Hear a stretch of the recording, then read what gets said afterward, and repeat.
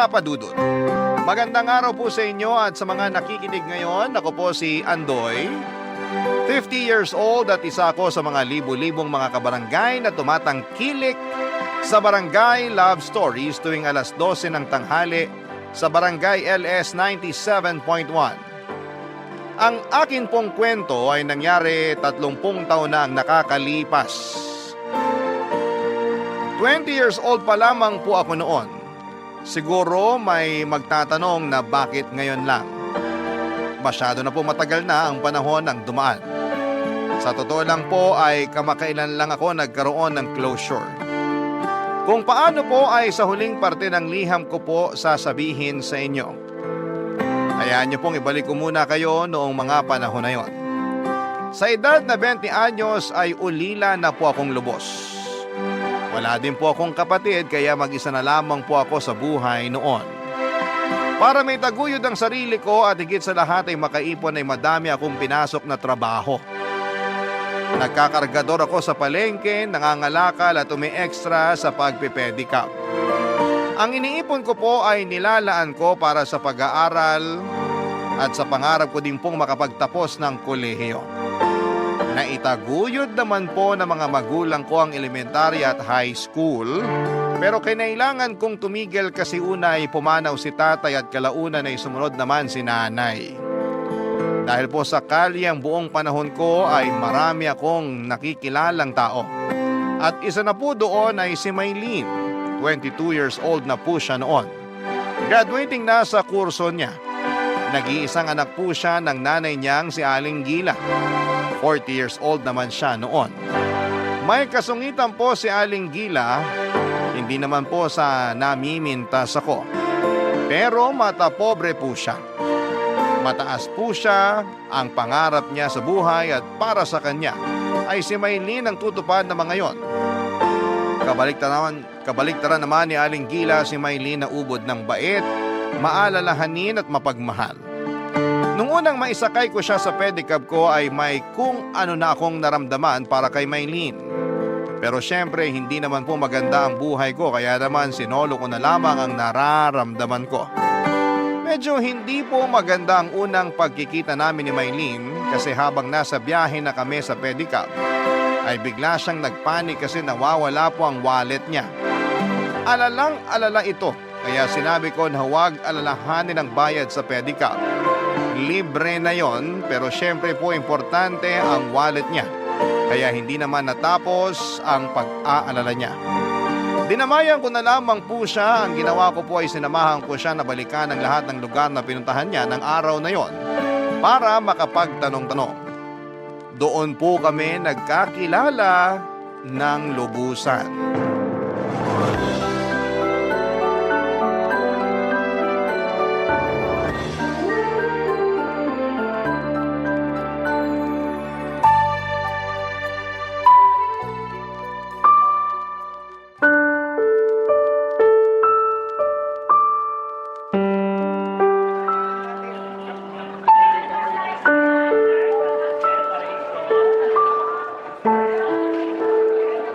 Miss, andito ako!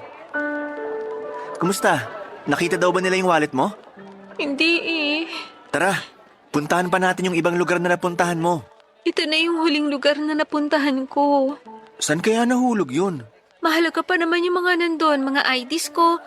Nandun din yung mga resibo sa mga nabayaran ko sa school para i-present sa registrar. Oo, minahon ka. Pasensya na ha. Wala akong panyo na maipapahiram sa'yo.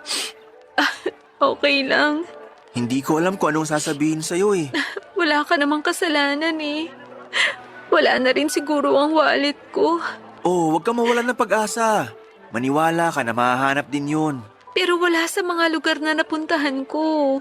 Hayaan mo, magtatanong-tanong pa din ako. Hindi ako titigil hanggat hindi ko nakikita ang wallet mo. Salamat. Pero hindi mo naman kailangan gawin yan. Ayos lang yun. Total yung mga lugar na napuntahan mo, nalilibot ko palagi dahil nagkakargador din ako dito sa palengke. Kaya makakapagtanong-tanong ako. Salamat. Walang anuman yun, miss. Ay, sorry. Saan? Kanina pa tayo magkasama. Hindi ko pa pala nasasabi ang pangalan ko. Nako, naiintindihan ko. Kanina kasi nag-aalala ka eh. Oo nga eh. Pero ako si Maylene. Ako si Andoy. Andoy ang totoo mong pangalan? Nickname lang, alias. Alejandro ang tunay kong pangalan. Maganda naman ang Alejandro ah. Pangit ba ang Andoy? Hindi.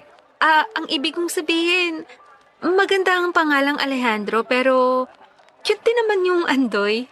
Parang ako? Ha? Uy, natatawa ka. Ikaw naman kasi, hindi ko inaasahan yung joke mo. Kasi kanina ka pa malungkot. Alam ko naman na importante yung nawawala. Pero sana mag-relax ka lang. Oo nga. Habang wala ka pa kanina, bumili ako nitong tinapay at soft drinks. Bakit? Ha? Bakit? Ibig kong sabihin, bakit bumili ka pa? Nalugi ka na nga ngayong araw kasi yung oras ng pasada mo. Sinamahan mo lang ako at ayaw mo pa magpabayad. Nako, wala yon. Basta may nangangailangan, dapat tulungan. Salamat. Paano tong tinapay at soft drinks? Nakakahiya na sa'yo. Sa'yo na lang yan. Dalawang binili ko. Tig-isa sana tayo. Ganun ba? Ayaw mo ba? Akin na nga, nakakahiya naman. Nag-abala ka pa. Sabi ko nga ayos lang eh. Tara, kain na tayo. Maupo ka dito sa loob ng pedicab. Sige na nga. Nag-aaral ka pala? Mukha bang hindi? Ha? Hindi. Joke lang. Ako kasi hindi nag-aaral eh. Sorry, wala akong ibig sabihin. Joke lang. Ay, ikaw talaga? Saan ka nag-aaral? Hindi nga ako nag-aaral. Joke ba yan o totoo? Totoo. Bakit ka natatawa? Na-counter joke kasi kita eh. Eh wala ka namang joke eh. Seryoso yung sinasabi mo. Ha? Oo nga. Kakainis ka. Aalis na ako. Uy, ito naman hindi na mabiro. Pinagagaan ko lang ang mga sitwasyon. Pinagagaan ko ang loob mo para wag kang mag-alala. At pinagagaan ko din ang loob ko na itawan na lang dahil hindi ako nag-aaral. Bakit ayaw mo mag-aral? Hindi naman sa ayaw. Wala pa kasing pere. Pero nag-iipon ako. Pag marami na akong naipon, mag-aaral uli ako. Ay maganda yan. Siyempre, para pag nagkaasawa ako at nagkaanak, mabubuhay ko sila. May girlfriend ka na? Wala ah. Pero sana magkaroon na. Darating yan. Dumating na. Ano yun? Wala. Sabi ko, kainin mo na yung tinapay.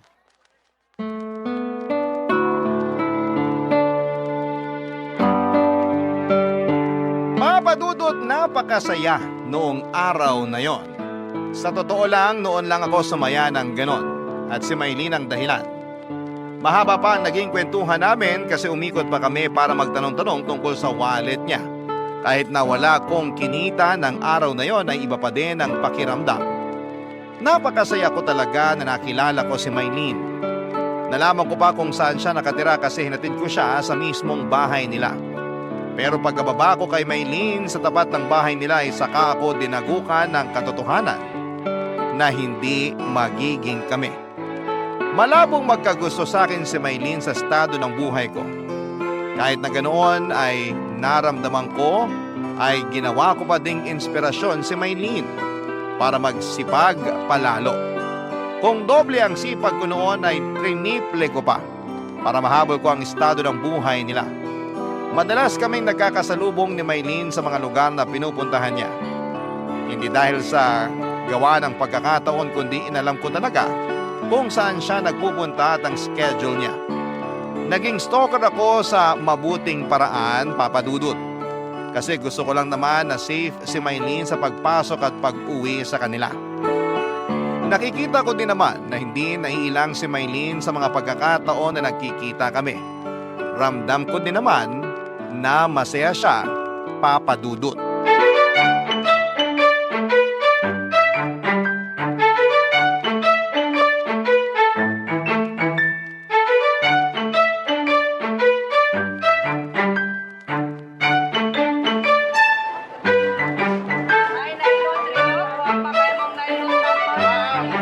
Kain ka lang ha. Ikaw talaga? Baka wala ka nang naiipon, kakalibre mo sa akin ah. Ikaw naman. Pangatlong beses ko palang na panlilibre to sa'yo. 4. Kasama yung tinapay at soft drinks nung una tayong magkakilala. Ay oo nga, 4 pala. O, kita mo na? Ang daming beses na. Maylene naman, ginatang bilo-bilo lang yan. Hindi naman mauubos ang kita ko dyan. Nung isang beses, spaghetti ang kinain natin. ₱5 lang naman ang nadagdag sa presyo ng ginatang bilo-bilo. Kaya hindi malaking halaga yun. Kahit na, iniisip lang naman kita. Talaga? Anong talaga? Iniisip mo ako? Oo. Teka, ikaw, pilyo ka ha? Ayos lang yun. Kasi iniisip din naman kita. Iniisip mo ko? Oo naman. Bakit? Ha? Wala lang. Anong wala lang? Pwede ba yun? Kasi nga mahal kita. Ha? Ha? Ang ibig kong sabihin, kasi baka, kasi, Ano? Maylin, huwag ka magalit. Sorry. Sorry talaga. Saan naman? Sa nasabi ko, Ano sa mga sinabi mo yung hinihingi mo ng sorry? yung mahal kita. Ang ibig sabihin, hindi mo ako mahal. Hindi, mahal talaga kita. Ano? Sorry. Ikaw kasi, tinanong mo eh. So ano nga? Mahal mo ko o hindi? Mahal? Hindi sigurado. Ibig kong sabihin, mahal. Mahal na mahal. Mahal din kita. Ay, salamat. Ano? Anong ano? Anong sabi mo? Tama ba yung nadinig ko? Ano bang narinig mo? Na mahal mo din ako. Oh, klaro pala eh.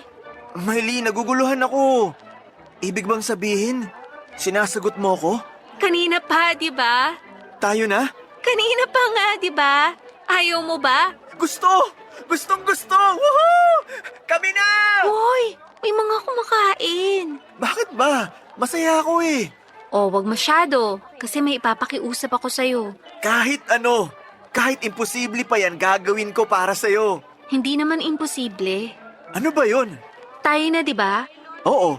Pero pakiusap ko sana na isekreto muna natin. Ay, sorry. Kakilala mo ba yung mga kumakain? Hindi sila. I mean, kahit sino wag na muna nating ipagkalat. Tayo na lang muna sana ang nakakaalam. Bakit? May pangako ko kay nanay na magtatapos muna ng pag-aaral bago mag-boyfriend eh. Kaya, hintayin na muna natin na makagraduate ako. Total, malapit na rin naman yun. Masaya sanang ipagyabang pero kung yan ang gusto mo, sige, gagawin ko yan. Ang importante naman, alam mo at alam ko na tayo ng dalawa at mahal natin ang isa't isa. Salamat. Kailangan natin mag-celebrate. Bibili pa ako ng turon. Wag na. Mabigat na sa tiyan tong ginatang bilo-bilo. Pero dapat mag-celebrate tayo. O, edi mag-celebrate tayo sa pamamagitan ng ginatang bilo-bilo. Sige na nga. Bakit ganyan ang ngiti mo? Pasensya na. Hindi ko maitago na hindi maging masaya eh. Hindi naman nila mahahalata. Ikaw talaga puro kabiro. Kumain na nga tayo. Napakasaya ng araw na yon, Papa Dudut. Kaso'y pigil ang saya kasi kailangan muna naming isekreto ang relasyon namin. Pero kahit na ganoon ay masayang masaya pa din ako. Mula noon ay mas madalas pa kaming nagkikita ni Maylin. Ako na ang school bus niya. Minsan sinasabihan niya ako na huwag na siyang sunduin at ihatid pa uwi, pero hindi naman po ako pumapayag. Hindi ako mayaman kaya yun na nga lang ang magagawa ko sa kanya. Kaya pinakiusap ko kay Maylin na pagbigyan na lamang ako. Wala din naman siyang magawa bukod sa makulit ako ay mahal niya din naman ako. Kahit na ang dami ko pang pinapasok na racket para mas madaming maipon ay hindi nawawala sa schedule ko ang pagsundo at paghahatid kay Maylin. Hanggang sa dumating ang araw ng graduation niya. Nandun po ako pero hindi ako makalapit sa kanya dahil kasama niya ang nanay niya. Pero sobrang proud po ako sa pagtatapos ni Maylin. Saka sabi ko sa sarili ko na tiis-tiis lang dahil graduate na si Maylin, pwede na niya akong ipakilala sa nanay niya at ipaalam sa mundo na may relasyon kaming dalawa.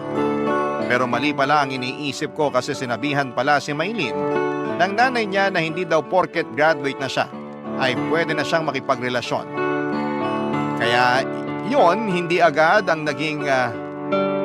Kaya yun din kaagad ang naging topic namin noong nagkita kami noong gabi ng graduation niya. Nakiusap siya na ipagpatuloy pa namin ang paglilihim. Kung natiis ko ng matagal-tagal, ano ba naman yung konting tiis pa, Papa Dudut? Sumangayon ako sa gusto niyang mangyari na ilihim namin ang aming relasyon ng mga panahong yon, Papa Dudut, para hindi magalit ang nanay niya. Barangay Love Stories. Barangay Love Stories. Papadudot, sabi nga nila ay walang lihim ang hindi nabubunyag. Nalaman ko na lamang na kinokompronta ng nanay niya si Maylene dahil nga sa paglilihim ng relasyon naming dalawa. Galit na galit po siya kay Maylene at na-triple pa ang galit niya nang malaman niya na ako ang karelasyon ni Maylene. Dahil sa napag-alaman din ni Aling Gila ang estado ko sa buhay. Kahit na hindi pa niya ako nakikilala ay galit na galit siya sa akin. At halos isumpa ako. Para sa nanay ni Maylene ay napakalaking kasalanan ang paglihiman siya at mas malaking kasalanan na ako lang pala ang lalaking karelasyon ng anak niya. Papadudod, hindi nga ako kilala ng nanay ni Maylene pero inalam niya ng pilit ang background ko. At nang makilala ako ay iniskandalo ako ng ilang beses. Mga masasakit na salita at pangmamaliit ang nadidinig ko mula sa kanya. Hindi ko na lamang po pinansin. Hindi po ako sumasagot man lang. Tahimik ako pero hindi ako napanghinaan para ipagpatuloy ang relasyon namin ni Maylene. Alam ko din po na totoong mahal ako ni Maylene kaya sapat na dahilan na po yun para ipaglaban ng pag-ibig namin. Ang mga nakakarinig sa pangmamaliit sa akin ng nanay ni Maylene, imbes na husgahan ako ay mas nagagalit sila sa mga pangit na sinasabi ni Aling Gila. Kahit ganoon ay tuloy pa din ang relasyon namin ng anak niya. Para kaming mga pugante na nagtatago at hindi pwedeng mahuli. Hindi ko alam na sobra na pala ang dinadala ni Maylene sa damdamin niya dahil sa ginagawa sa akin ng nanay niya kaya gugulatin niya kami sa isang balita.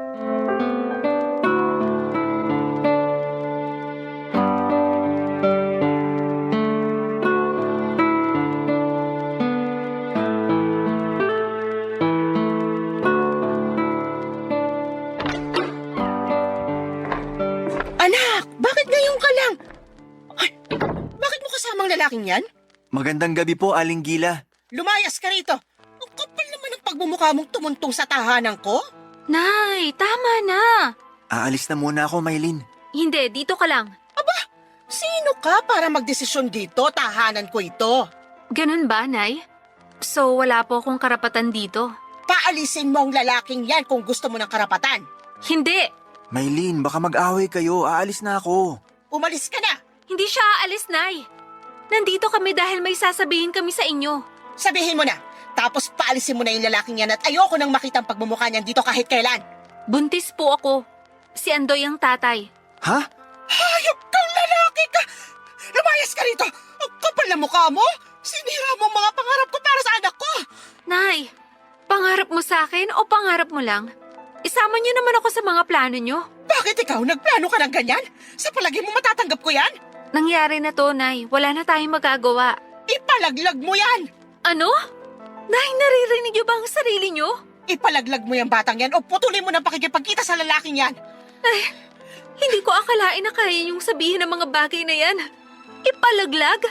Hindi ba kayo natatakot? Wala na akong pakialam. Parusahan na ako, basta huwag ka lang mapunta sa lalaking yan! Pwes, Nay, nakapagdesisyon na rin ako sa gagawin namin.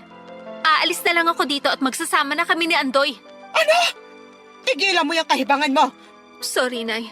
Paalam po. Halika na, Andoy. Ha? Sandali! Aalis na kami, Nay. Huwag anak, huwag ka aalis! Ay, pasensya ka na sa nasabi ko. Hindi ko sinasadyang masabi na magpalaglag ka. Huwag kang umalis. Sige po. Pero sa isang kondisyon. Dito rin titira si Andoy. Ano? Siya ang tatay ng anak ko kaya dapat kasama ko siya. Anak, ano ba naman yan? Kung hindi po pwede, aalis na lang kami. Sandali. Sige na. Dito mo na patirahin yung lalaking yan. Baka sinasabi niyo lang po yan. Hindi, payag na ako. Huwag ka lang umalis, anak. Sana pakasamahan niyo na maayos si Andoy. Nay, Oo na. Sige na. Papasok na muna ako sa kwarto. Masakit ang ulo ko.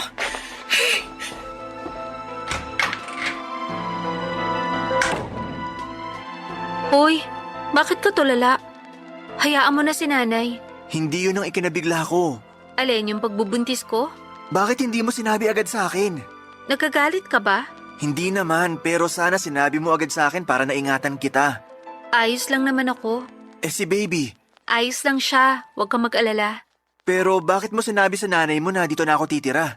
Dapat nandito ka para maalagaan mo kami ni baby. Gusto ko yun. Kaya lang baka mapano ang nanay mo. Hindi mapapano yun. Malakas pa siya sa kalabaw. Wala namang sakit si nanay.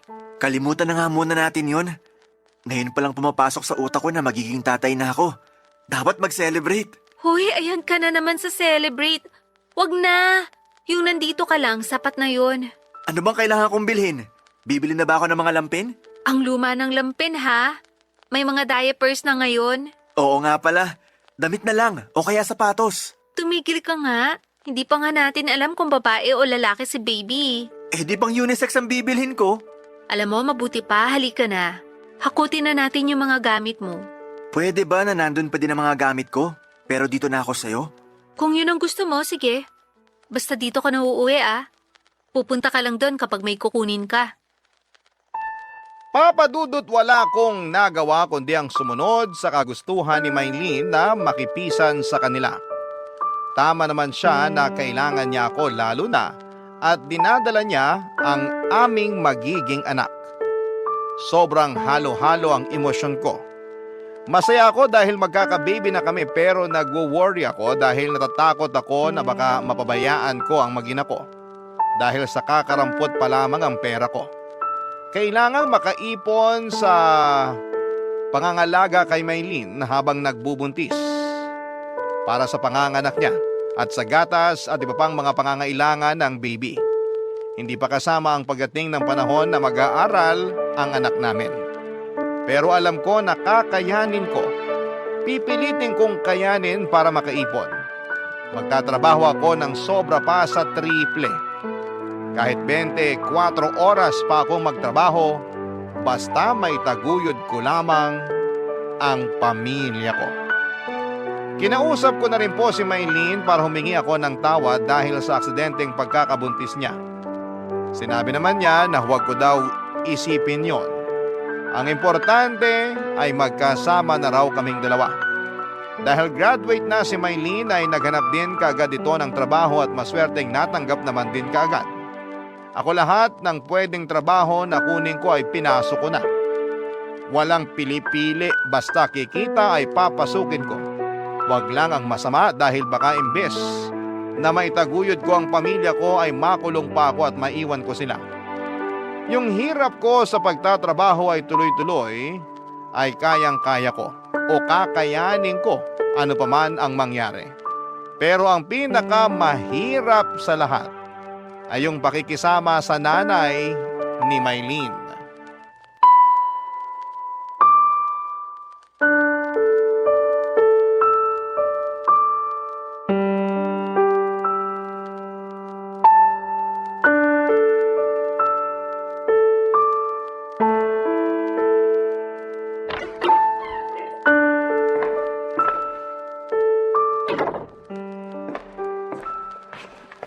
Naku, nandito na palang senyorito. Magandang tanghali po, Naigila. Hoy, ang kapal mo! Huwag mo akong tabaging nanay. Pasensya na po. Bakit ka nandito? Dapat nagtatrabaho ka. Hindi ka na nahiya? Ang anak ko pang bumubuhay sa'yo. Gusto ko po magbigay ng pera, pero sabi ni Maylene itago ko na lang daw sa bangko para sa pangangailangan sa hinaharap. Umuo ka naman kaagad. Siyempre sinasabi ng anak ko yon kasi hampas lupa ka. Hindi naman po. Anong hindi? Kung hindi ka hampas lupa, ano ka? Excuse po muna. Anong excuse? Nag-i-Ingles ka pa, wala ka namang pinag-aralan. Nakatapos naman po ako ng high school. Ay, ipagyayabang mo yan. Hindi pa din maitatago na bobo ka. Papasok na po muna ako sa kwarto. At bakit? Magpapahinga lang po ako. Kapal! Magpapahinga habang yung anak ko nagpapakahirap. Masakit lang po ang ulo ko. Nagdadahilan ka pa para sa pagkabatugan mo. Hoy, pumayag ako na dito ka tumira pero hindi ibig sabihin na tanggap kita at lalong hindi ibig sabihin na magpakasenyorito ka rito. Ihihiga ko lang po sandali. Maglinis ka nitong bahay. Dito ka nakatira, hindi ka man lang tumulong. Ano ako dito, katulong mo? Sige po, lilinisin ko po mamaya. Ngayon na! Masakit lang po ang ulo ko. Wala ka talagang pakinabang. Palibhasa, walang pinag-aralan. Ano po bang lilinisin? Sira ulo ka pala eh. Alam nga namang isang parte lang nitong bahay ang linisin mo. Linisin mong buong bahay. Opo. Ano pang hinihintay mo? Ayan ang walis. Ayan ang basahan. Kilos. Opo. Huwag mong madaliin! Wala ka talagang utak na bobo ka. Aling Gila, hindi po ako bobo. Bobo ka. Sobra naman po yata yung sinasabi nyo. O ano ngayon? Lalabang ka? Porke wala ang anak ko, sasaktan mo ko? Hindi naman po. Sasaktan mo ko? Aray! Huwag! Maawa ka! Ano ba nangyayari sa inyo? Wala pa akong ginagawa. Aray! Tulungan niyo ako! Sinasaktan ako ni Andoy! Tumigil po kayo. Tingnan natin kung sinong paniniwalaan ng mga taga rito. Ako o ikaw na pabigat? Huwag niyo naman pong gawin sa akin to. Anong wag? Makukulong ka. Subukan nyo, Nay. Anak! Mabuti dumating ka. Sinasaktan ako ng lalaking yan. Hindi totoo yan, Maylin. Ako pa ngayon ang ginagawa mong sinungaling? Nay, kanina pa ako nakasilip sa pinto. Kitang-kita ko at dinig ang lahat ng nangyari. Ano ba naman kayo, Nay? Anak! Kakampihan mo pa yung lalaking yan kesa sa akin? Ipapakulong ko yan. Sige, Nay, kung yan ang gusto nyo. Maylin, wala akong ginagawa. Alam ko. Kaya nga hintayin natin ang mga pulis at ako na magwi-witness. Anak, ano ka ba? Ako na nga sinaktan dito. Mapapatunayan niyo po ba? Sapat ng salita ko. Sige, Nay. Kung mas gusto niyo maiskandalo pa ang pamilya natin. Anak, ano ba nangyayari sa'yo? Maylin, para matapos na to, babalik na lang ako sa bahay. Araw-araw na lang akong dadalaw para kumustahin ka. Ako pa din naman na nagsusundo at naghahatid sa'yo. Mabuti pa nga. Salamat naman. Sandali. Kukunin ko lang ang mga gamit ko para doon na tayo sa bahay mo. Ano? Anak, huwag ka sumama. Hayaan mo na siya. Ewan ko na sa inyo, Nay. Ayoko magalit sa inyo kaya kami na lang ang aalis. Huwag ka nang umalis, anak. Please. Hindi ako aalis. Pero mangako kayo na ito na ang huling beses na pagsasalitaan at pag-iisipan nyo na masama si Andoy. Mangako kayo at gawin nyo. Oo, anak. Papadudot natapos na naman ang araw na yon at muling nangako si Aling Gila. Tahimik kami ng ilang araw, walang panunumbat, walang parinig. Akala ko ay ayos na ang lahat pero may mas malaking pasabog pala si Aling Gila. Pinagplanuhan niya ang isang bagay na ikakasira ko para tuluyan akong itakwil ni Maylin. Ang naging plano niya ay kinausap ang isa sa mga kakilala ko at kinontsaba na yayain akong uminom at lasingin. Pagkatapos noon ay may papupuntahin silang babae na inupahan para magpanggap na karelasyon ko. Siyempre hindi lang yon, planado na rin na darating si Aling Gila kasama si Maylin para mahuli kami ng inupahang babae na nakakandong sa akin kahit na wala na akong malay. Nakakatawa nga na may gagawa pala talaga ng ganon. Yung tipong ginagawa ng mga kontrabidang nanay sa mga pelikula. Pero siyempre, huli na noong nalaman ko kasi nagtagumpay si Aling Gila. Malay ko ba naman kasi na tatablahin ako ng kakilala ko at ipapain ako ng ganon. Kaya huling-huli ako ni Maylin, Papadudot, na may kalampungan na babae na wala akong kaalam-alam. Siyempre, gaya ng inaasahan ay galit na galit si Maylin.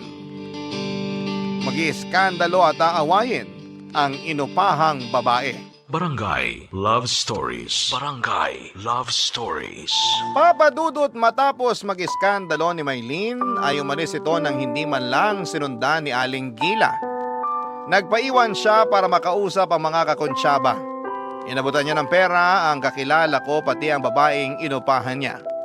Nang hingi pa ng dagdag ang babae dahil wala naman daw sa usapan na masasampal siya ni Maylin. Ayaw sana magbigay ni Aling Gila pero nanakot ng babae na aaminin kay Maylin ang lahat kapag hindi siya nabigyan ng dagdag. Inisman ay walang nagawa si Aling Gila kundi ang magdagdag ng bayad. Matapos ang usapan nila ay umalis na rin kaagad ang tatlo. Para akong tanga. Dahil kinaumagahan ay nagising ako sa tapat nung tindahan na pinag-inuman namin. Iniwan na lamang nila ako doon na parang basura. Masakit ang ulo ko na umuwi sa bahay nila Maylin. Wala akong alam-alam sa nangyari ng gabing yon.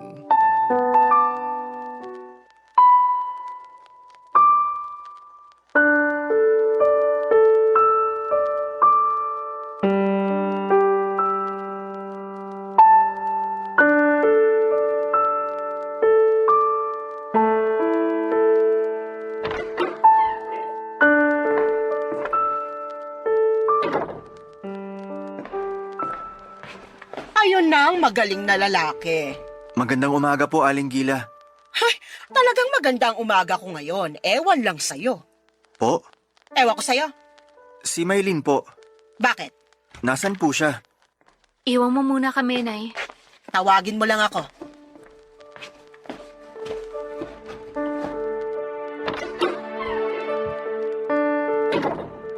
Good morning, Maylin. Kung lumapit sa akin, please. Natidiri ako. Ha? Mahal naman, pasensya ka na. Nalasing ako. Hindi ako ginising ni paring Amir kaya doon ako nakatulog sa tapat ng tindahan. Huwag mo akong paikutin. Totoo, mahal. Huwag mo sabi ako lapitan eh. Nandidiri ako sa'yo. Ano bang sinasabi mo? Wow, patay mali siya. Huwag mo nang itago dahil nahuli ko na sa akto. Ang alin? Wow naman.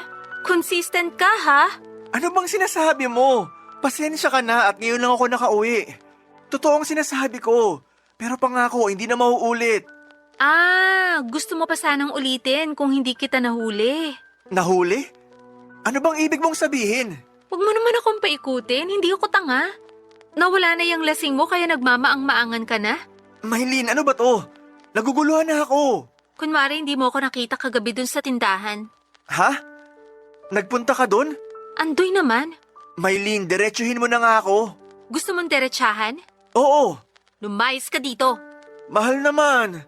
Dahil lang sa naglasing ako, papalayasin mo ako. Tingin mo ba ganun ako kababaw? Na dahil lang sa paglalasing mo kaya ako galit? Eh ano pang dahilan? Ah, gusto mo pang sa akin manggaling. Oo, Hindi ka na nahiya? Mambababae ka lang sa tindahan pa. Nakitang-kita na maraming tao. nang bababae? Ano bang sinasabi mo? Tigilan mo nga ako. Hindi kita maintindihan. Lumayas ka na. Ha? Mahal, ano ba to? Umalis ka na habang nakakapagtimpi pa ako. Mag-usap muna tayo. Wala nang dapat pag-usapan. Ang relasyon natin, ang buhay natin, kailangan natin pag-usapan. Hindi ko alam kung saan galing yung sinasabi mong pabababae. Tumigil ka na nga. Huling-huli ka na, lumulusot ka pa. Nagpunta kami ni nanay kagabi sa tindahan. At huling-huli namin na may nakakandong sa iyong babae. Nakakadiri ka. Sakali kapag gumawa ng kababuyan mo. Hindi totoo yan. Hindi ko alam ang sinasabi mo. Lasing na ako kagabi. Wala na akong nahaalalang ganyan. Kaya nga lumayas ka na para tapos na. Ano ka ba? Kung ano man na nakita mo, hindi totoo yon. Baka may nag-setup lang sa akin. Huwag naman ganito. Gusto ko kayong alaghan ng anak natin. Walang anak. Hindi talaga ako buntis. Sinabi ko lang yun para tantanan na tayo ni nanay. Para hayaan niya na tayo magsama. Pero mali pala ang ginawa ko. Kaya lumayas ka na. Respetuhin mong sinasabi ko. Ayoko nang makita ulit ang mukha mo. Paalam. Maylin! Oh, ano bang hinihintay mo? Aling Gila, may kinalaman ba kayo dito? Kagagawan niyo to? Kagagawan ko man o hindi, pinalalayas ka na mismo ng anak ko kaya umalis ka na. Bakit niyo nagawa to? Wala akong inaamin sa'yo. Alam kong kayo nagplano nito. Alam mo, ang dami mong sinasabi. Umalis ka na bago kita ipabarangay. Tandaan mo, hindi kayo kasal ng anak ko. Mahal ko ang anak niyo. Mabuti pala hindi totoong buntis si Maylin, kaya mas mabuti talaga na mabura ka na sa buhay niya. Layas! Aling Gila! Layas! Papadudot mahal ko si Maylin kaya sinabi ko na gagawin ko ang lahat para maiayos ang sinira naming pagmamahalan. Ayokong umalis noon. Kakatukin ko sana si Maylin sa kwarto para muling kausapin pero handa talaga si Aling Gila. Isang sigaw niya lang ay may mga kalalakihan na pumasok ng bahay para ilabas ako. At sa kanto ay pinagulpi pa niya ako. Tulad nga ng nabanggit ko kanina ay para talagang isinabuhay ni Aling Gila ang mga napapanood niya sa pelikula. Pero kahit na ganoon ang nangyari ay hindi masisira noon ang kagustuhan kong ayusin ang lahat. Kaya naman, binalik-balikan ko si Maylin. Pero nang panahon na yon ay si Maylin mismo ay itinataboy na rin ako. Ipinagugulpi ako ni Aling Gila kada balik ko sa bahay nila at ng bandang huli ay pinablatter pa nila ako para huwag nang bumalik sa bahay nila. Wala na ako nagawa kundi ang magpakalayo-layo dahil na din sa sobrang sama ng loob. Ginamit ko ang nangyari para mas magpursige pa sa buhay para makaangat. Kumuha ko ng 2 taon na kurso gamit ang inipon kong pera. Si Maylin naman ay nabalitaan kong ipinakasal ni Aling Gila sa isang lalaking may kaya sa buhay. Pero nabalitaan ko din na wala pang 1 taon matapos ang kasal nila ay naghiwalay din ang dalawa dahil sa mga kakaibang ugaling ipinakita ng napangasawa niya. May pagka-bayolente ang lalaki at laging sinasaktan si Maylin. Naawa po ako sa sinapit niya pero wala na akong karapatan para manghimasok pa. Matapos noon ay matagal akong walang balita tungkol sa kanilang mag-ina dahil sa pagkaabala ko sa mga trabahong tinatanggap ko. Sa sobrang abala ko na baguhin ang buhay ko ay isinubsob ko ang sarili ko sa trabaho. Ginamit ko yung mga nangyari sa akin na instrumento para magsikap ako ng husto. Naisip ko na kung may maganda akong buhay, walang sino man ang tatapak sa aking pagkatao. Pag maganda at maluwan ang buhay ko, hindi ako makakatanggap ng pangit na pagtrato mula sa kung sino man. Ilang taon din ang lumipas nang mabalitaan ko na nawala na rin daw pala si Maylin sa sarili. Inaalagaan na lang siya ng kanyang nanay na si Aling Gila dahil lagi na lang daw itong tahimik at tulala at minsan ay biglang sisigaw at iiyak. Makalipas nga ang 5 taon, ay aksidenteng nakasalubong ko si Aling Gila. Malaki na ang pagbabago sa itsura niya dahil sa edad. Nagulat ako nang siya ang lumapit para kausapin ako.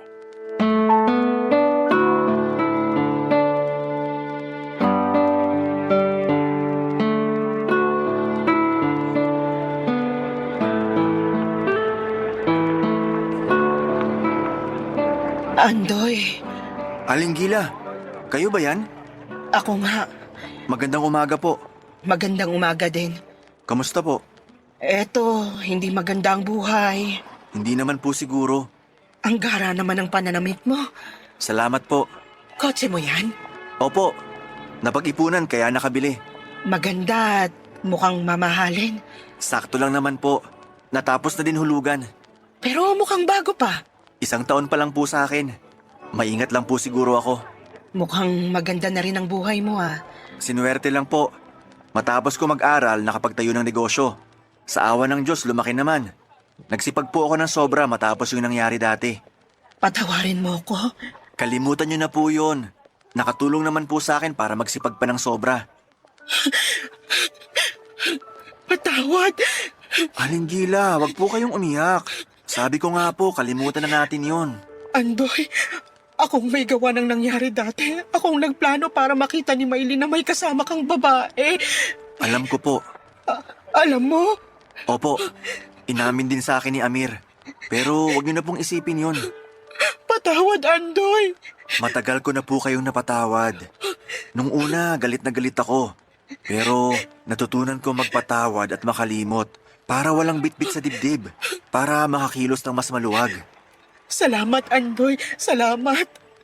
Kung mamamatay man ako, masaya na ako na napatawad mo ako. Huwag po kayong magsalita ng ganyan.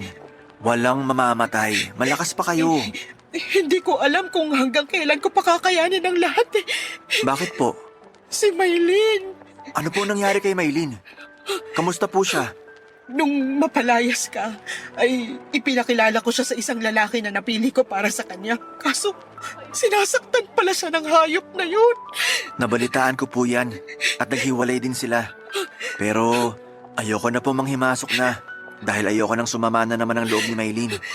Andoy, si Maylin, wala siya sa sarili niya hanggang ngayon. Lagi lang siyang tulala. Kasalanan ko lahat. Aling Gila, huminahon kayo. Baka kung anong mangyari sa inyo. Ang anak ko, ako ang may kagagawa ng nangyayari sa kanya ngayon. Huwag niyo na pong sisihin ang sarili niyo. Hayaan niyo, tutulong ako. May kilala akong doktor na pwedeng tumulong kay Maylene. Salamat. Walang anuman po. Para may magawa naman po ako para kay Maylene. Andoy, Po, may hihilingin sana ako sa'yo. sige po. Kung kaya ko po, wala pong problema. Andoy, balikan mo na si Maylene. Po? Baka pag binalikan mo siya, magbalik yung sigla niya. Magbalik yung dating siya. Alam na din niya na ako may gawa nung nahuli ka niya, kaya hindi na siya galit sa'yo. Aling Gila. Nakikiusap ako, mahal ka ng anak ko. Aling Gila, hindi na po pwede. Ha? May asawa na po ako ngayon at may 3 anak na. Yun pong doktor na sinasabi ko na tutulong kay Maylene ay yung asawa ko po. Huwag po kayong umiyak. Hindi ko po pababayaan si Maylene. Andoy, patawarin mo ako. Aling Gila, tama na po. Papa Dudut, napaluhod si Aling Gila sa narinig niya. Ramdam ko ang kanyang pagsisisi. Ramdam ko na inaako niya lahat ng pagkakamali kaya nagkaganon si Maylene. Itinayo ko siya at sinabing huwag na silang magsisihan at higit sa lahat ay huwag na niyang sisihin ang sarili niya sa mga nangyari. Ang kailangan niya ay lakasan na lamang ang loob at gawin ang pwede pang magawa para maiayos ang lahat. Hindi man 100% pero sigurado ako nagagaan kahit papaano. Binigyan ko siya ng kaunting halaga para sa panggastos nila at sinabing dadalaw kami ng asawa ko sa kanila para matignan ang kalagayan ni Maylene. Papadudot dahil sa pagkikitang yon, ay hindi ko mapigilang sumagi sa isipan ko ang buhay ko noon. Nung para lamang akong basura na tinatapak-tapakan. Pero pasalamat pa din po ako sa mga nangyari dahil naituloy ko ang pag-aaral ko at naging matagumpay ang negosyong tinayo ko. Ang pinangarap ko dati na mabigyan ng magandang buhay ang magiging pamilya ko ay nangyari na. Maayos ang mga anak ko at siniguro kong nakaantabay na ang lahat ng kailangan para makatapos sila ng pag-aaral. Lagi kong itinuturo sa mga anak ko ang maging mapagmahal at laging ikonsidera ang mga nakakaharap dahil hindi lahat ay maganda ang pinagdadaanan at tinatakbo ng buhay.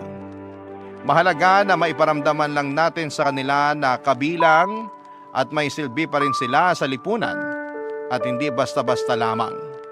Matapos matignan ng asawa ko si Maylene ay nabigyan niya ito ng gamot. Yung mga sumunod base sa reseta ng misis ko ay ako na mismo ang bumibili para kay Maylene. Ipinapadala ko mismo sa kanila. Alam po ng asawa ko yon at alam niya din kung sino si Maylene sa buhay ko at tanggap niya yon. May mga pagkakataon na dinadalaw din si Maylene ang asawa ko para kumustahin. Pero parang si Maylene na rin daw mismo ang may gusto na hindi siya gumaling. Makalipas ang mahigit 20 taon ay binawian na rin ng buhay si Maylene. Ang pagkawala ni Maylene ay ang naging closure ko na rin. Opo, Papa Dudut, kinalimutan ko na po ang mga nangyari at nakapagpatawad na ako. Pero may naiiwan pa po talaga sa puso ko na hindi ko matanggal hanggang sa maging malaya na muli si Maylene. Yun po ang naging closure ko. Naiwan na pong mag-isa si Aling Gila kahit nangyari. Ang mga nangyari ay tinutulungan ko pa rin siya hanggang sa ngayon.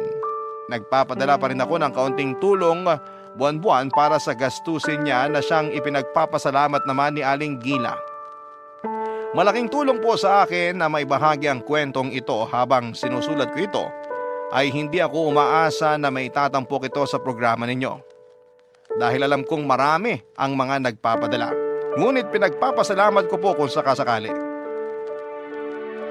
Papadudot yung magkaroon lang ako ng lakas ng loob na isulat ito at mailahad ang damdamin ko ay sapat na para sa akin na tulong para sa kapayapaan ko na rin. Maraming salamat po at sa lahat ng mga kasama mong bumubuo ng Barangay Love Stories.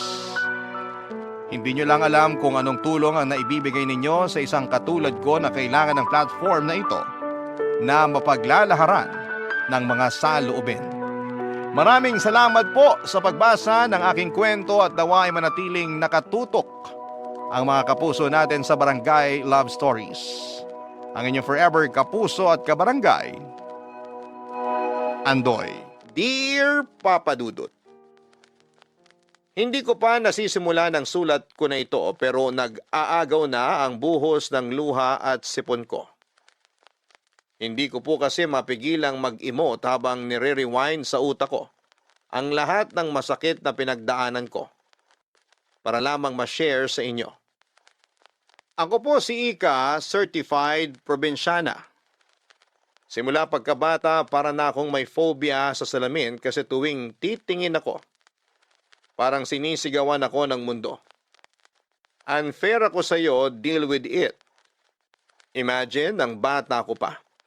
Pero marunong na akong mag-self-pity. Hindi kasi ako pasok sa beauty standards tapos ay bonus pa na habi ng kalaro ko at kaklase ko ang gawing stand-up comedy material ang itsura ko. Buti na lamang nanay ko ang #1 fan ko. Lagi niyang sinasabi na anak maganda ka, sila lang ang bulag. Ang sweet, hindi ba? Pero let's face it. Alam naman nating lahat na walang pangit sa mata ng isang ina. Kaya habang nasa mundo pa ako ay tinitibayan ko ang loob ko araw-araw.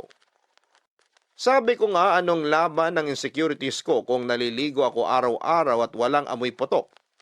Panalo na yan. Dahil nga sa pambubuli napaaga ang pag-develop ng superpower ko. Self-love with a touch of humor at katalinuhan. Kung hindi man ako visual sa paningin nila, di paponggahin na lang ang utak ko.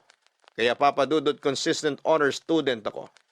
Abang ang mga bully ko hanggang doon na lang sa likod ng class picture, abang ako ay bida sa harapan. Hawak ang medalya. Eventually, nagkaroon ako ng mga kaibigan na hindi na pinapansin ang physical ko. Sila ang katuwang ko sa tawanan, iyakan at mga asaran.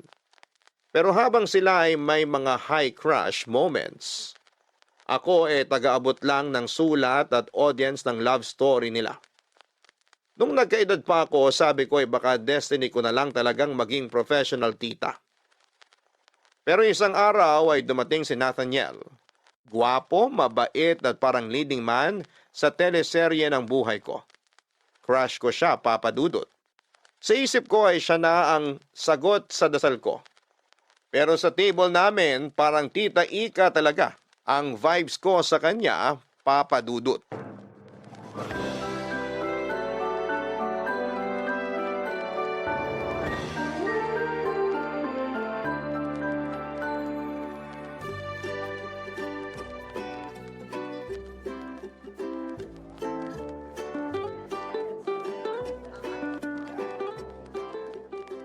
Okay lang naman ang pag-aaral mo? Ayos naman po. Kayo po. Aray, grabe ha. Sobrang sakit ng likod ko. Hala, bakit po? Mas lalo akong tatanda sa kakapo mo. Rika ang pangalan ko, pero tawagin mo na lang akong Ika. Para medyo naman maiba. Nakakahiya naman po. Ika. Ay, sorry. Ang hirap pala magtanggal lang po. Naku, sanayan lang yan, Nathaniel. Sasanayin ko yung sarili ko, huwag kang mag-alala. Ayan, kaya mo naman pala. Sabi ko na matalino ka. Mabilis ka matuto. Ikaw talaga. Funny ka. It's more fun in the Philippines, di ba? Kaya masaya lang tayo. Love Philippines na ngayon. Hindi ka na updated. Oo nga pala. Kaya kailangan magmahalan na tayo. Uy, grabe ka naman, Nathaniel. Huwag ka magbiro ng ganyan. Seryoso ako. Di naman ako nagbibiro eh. Sme, baka magkasala ako sa'yo. Lasya, anong kasalanan sinasabi mo? Ano? Kasi naman pinapakaba mo ko, Nathaniel.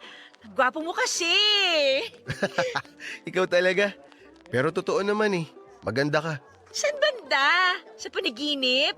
Uy, wag mo akong bulahin, ha? Hindi ako bolero. Tsaka ayoko maging sinungaling. Di naman ganun kapangit itsura mo eh. Pero pasok pa rin sa pangit. Eto, makinig ka. Hindi naman sa lahat ng bagay tinitingnan yung panlabas. Para sa akin, mas importante yung kalooban. Maganda yung kalooban mo. At yun ang nakikita ko sa'yo.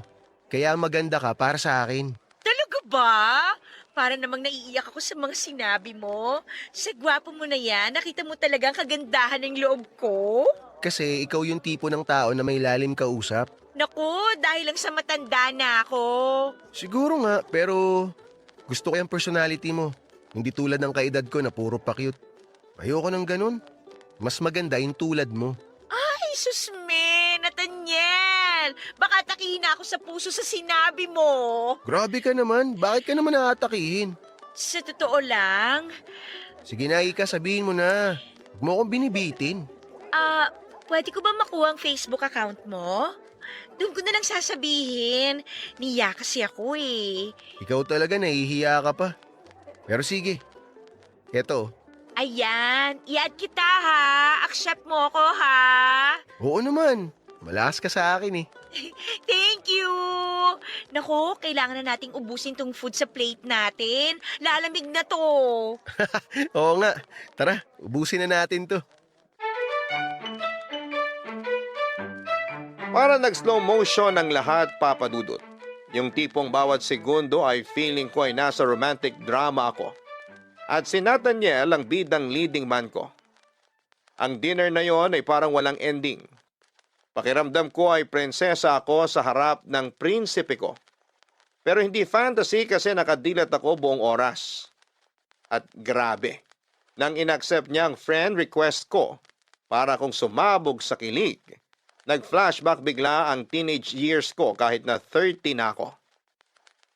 Ang pinaka nakakakilig, yung nag-offer siya na ihatid ako pa uwi. Aba, sinong tatanggi doon? Siyempre, umangkas ako sa motor na hiniram pa niya at nung humarurot kami sa kalsada ay hindi ko napigilan ang mahigpit na yakap. Kung pwede lang na ilipat ang bahay namin sa kabilang probinsya ay ginawa ko na. Pero ayon, kahit na bitaw mode ako pag uwi ay tuloy pa rin ang chat namin sa social media. Walang araw na hindi kami nagsisend ng message at kumustahan sa isa't isa. Dahil dito'y napatingin ulit ako sa salamin. Rika, ano bang nangyari sa'yo? Tanong ko sa sarili ko. Aba, nagbi-makeup na rin ako para kahit papaano magmukhang fresh sa mga date namin. Fast forward. Nung nag-date kami ay napansin niya na nag-makeup ako. Nagustuhan niya naman. At pagkatapos ng date namin ay hinatid niya naman ako sa bahay. Dito hindi na napigilan ang katawang lupa ko at may nangyari sa aming dalawa, Papa Dudut.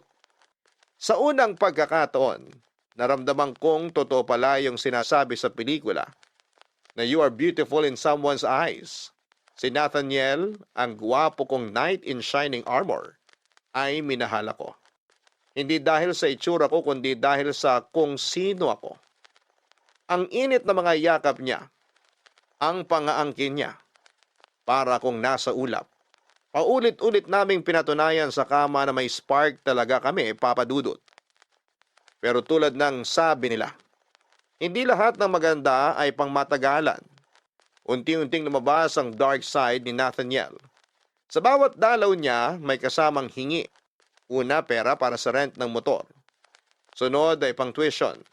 Tapos pang project. Hanggang sa patina sa pamilya niya ay ako na rin ang sponsor. At kahit halata naman na parang piniperahan niya ako ay hindi ko magawang magalit. Mahal ko si Nathaniel at binigay niya naman ang pangangailangan ko. Hindi naman ako lugi, sabi ko. Pero dumating din sa punto na sobrang komportable na niya. Nagdadala na ng barkada sa bahay ko, lasing paminsan at syempre may kasama pang hingi ng pambili ng alak. Sa bawat tagay nila para akong natutuyuan ng dignidad, Papa Dudut.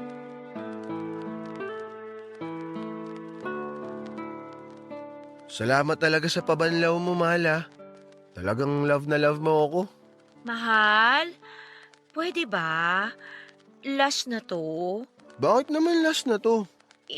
Ilang beses na kitang pinagbigyan, Nathaniel. Pero please, wag naman dito sa bahay ko. Mahal, alam mo naman wala akong ibang bisyo eh. Nagkakasiyaan lang naman kami. Konting inuman lang naman to. Pampalipas ng stress. Gets ko naman. Pero hindi ko kasi gusto na may iba kang dinadala dito. Gusto ko naman ng konting privacy, mahal. Mahal, hindi naman sila iba sa akin eh. Mga pinsan ko naman yung mga dinala ko dito. Kaya nga nandito kami kasi katatapos na ng exam namin. Maganda dito sa bahay mo. May libreng pa-video okay pa kami. Tapos ang ganda pa ng smart TV mo.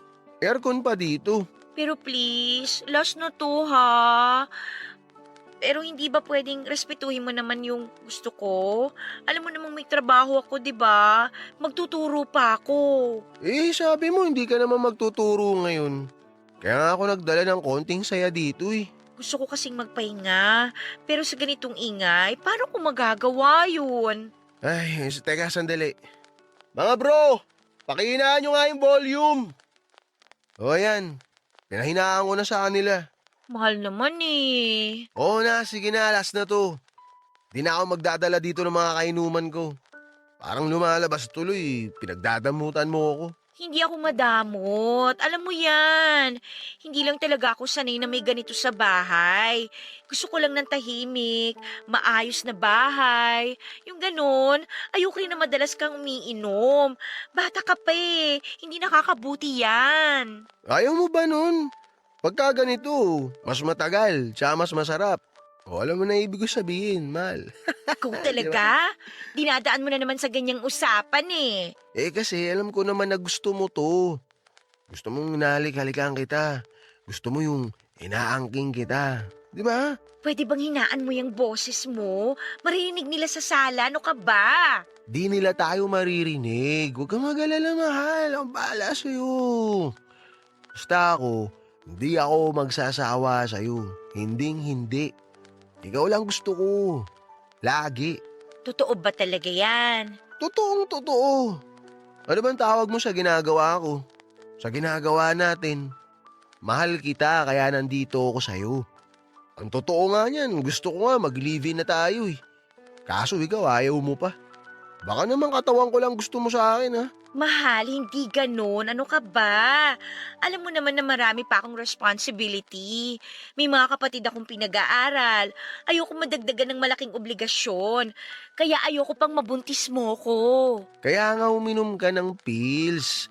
Para hindi kita mabuntis. Pwede naman yun eh. Baka ayaw mo lang talaga. Dali-dali solusyonan ng problema. Kasi mahal, kung ako tatanungin, gusto ko na maging tayong dalawa na hanggang dulo. Mahal naman. Basta mahal kita, yun ang tatanda mo. Ha? Kaya ipaparamdam ko yun sa'yo. Palagi. Ngayon, paliligayahin muna kita. Mahal, baka marinig ka nila. Di nila tayo maririnig, huwag kang mag-alala. Tadahan-dahanin kita. Di tayo gagawa ng ingay. Di ka na. Ganito parati ang nangyayari, Papa Dudut. Kahit anong reklamo ko, kahit gaano ko piliting tumayo at maging matatag sa gusto kong mangyari. Nawawala lahat ng lakas ko sa sandaling niyayakap at hinahalikan na niya ako. Para akong nahihypnotize sa lambing niya. Sa bawat bulong na mahal kita, ay nakakalimutan ko ang lahat. Gusto ko ang pakiramdam na ako lang ang mundo niya. Sa mga sandaling yon, na ako lang ang babaeng mahalaga. Pero ang totoo ay hindi ko siya mahindiang hindi ko kayang tanggihan ng kahit na anong hingin niya sa akin. Paulit-ulit ng ganitong cycle, Papa Dudut. Ihingi siya ng pera, maglalambing at mauuwi kami sa kama. Sa bawat kasiyahang binibigay niya, may nakatagong kapalit. Pera. Ako ang bumabayad sa lahat ng pangarap niya. Ang dating nagre-rent lang ng motor, ngayon ay may sarili na siyang motor. At ako ang sumasagot ng lahat. Parang naging ATM na ako sa buhay niya. At ang password ay ang mga matatamis na salita at init ng gabi. Hindi ko maiwasang isipin na para akong punchline sa mga joke na naririnig ko. Parang yung kwento ng baklang bumili ng motor at sapatos para lang manatili ang lalaki sa tabi nila. Siguro nga ganito ang kwento ko. Hindi lang siguro ako tanggap ng mundo bilang pangit na babae, kaya ang tanging paraan ko para magkaroon ng halaga sa mata niya ay pera.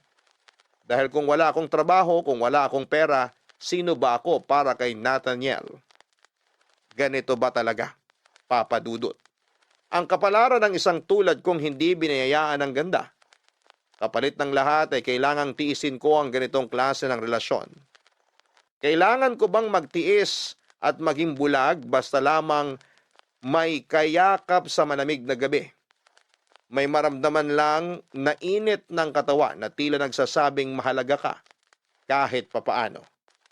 Pero ang tanong na hindi ko matakasan, pagmamahal pa ba ito o panlilin lang na hinahayaan kong mangyari dahil takot akong mag-isa?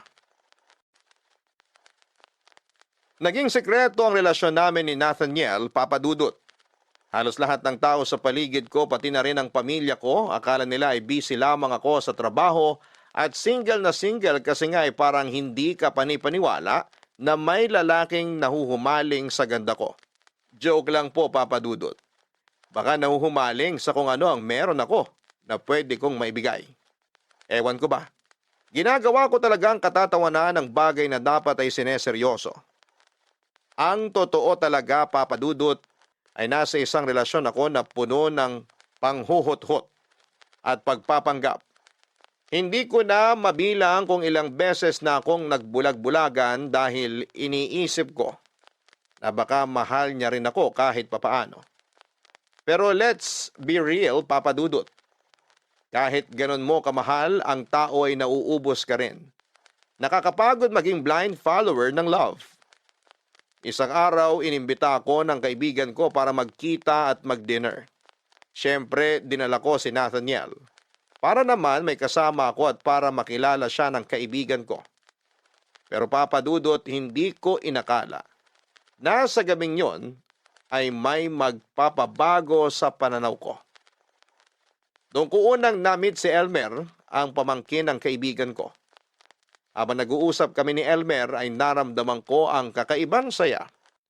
Parang may kumikiliti sa puso ko. Hindi ko alam kung ano ang meron pero sobrang gaan niyang kausap. Naiwang kaming dalawa nang mag-excuse si Nathaniel at ang kaibigan ko para mag-smoke at doon ay nagsimula ang mas matagal naming kwentuhan. Narealize ko tuloy na yung treatment ko kay Nathaniel before. Binabase ko lang sa bare minimum na baka he loves me in his own way. Pero si Elmer, siya yung nagpapakita na dapat na bare minimum. And let's be honest, hindi pa nga minimum yon kasi grabe talaga ang malasakit niya. Hindi ko alam kung iniisip ko lang ito dahil sobrang saya ko sa gabing yon o dahil matagal na rin akong hindi nakaranas ng ganitong klase ng atensyon. Pero yun nga, Papa Dudut, pinaramdam sa akin ni Elmer ang isang bagay na akala ko'y matagal ko nang nawala. Ang pagpapahalaga sa sarili.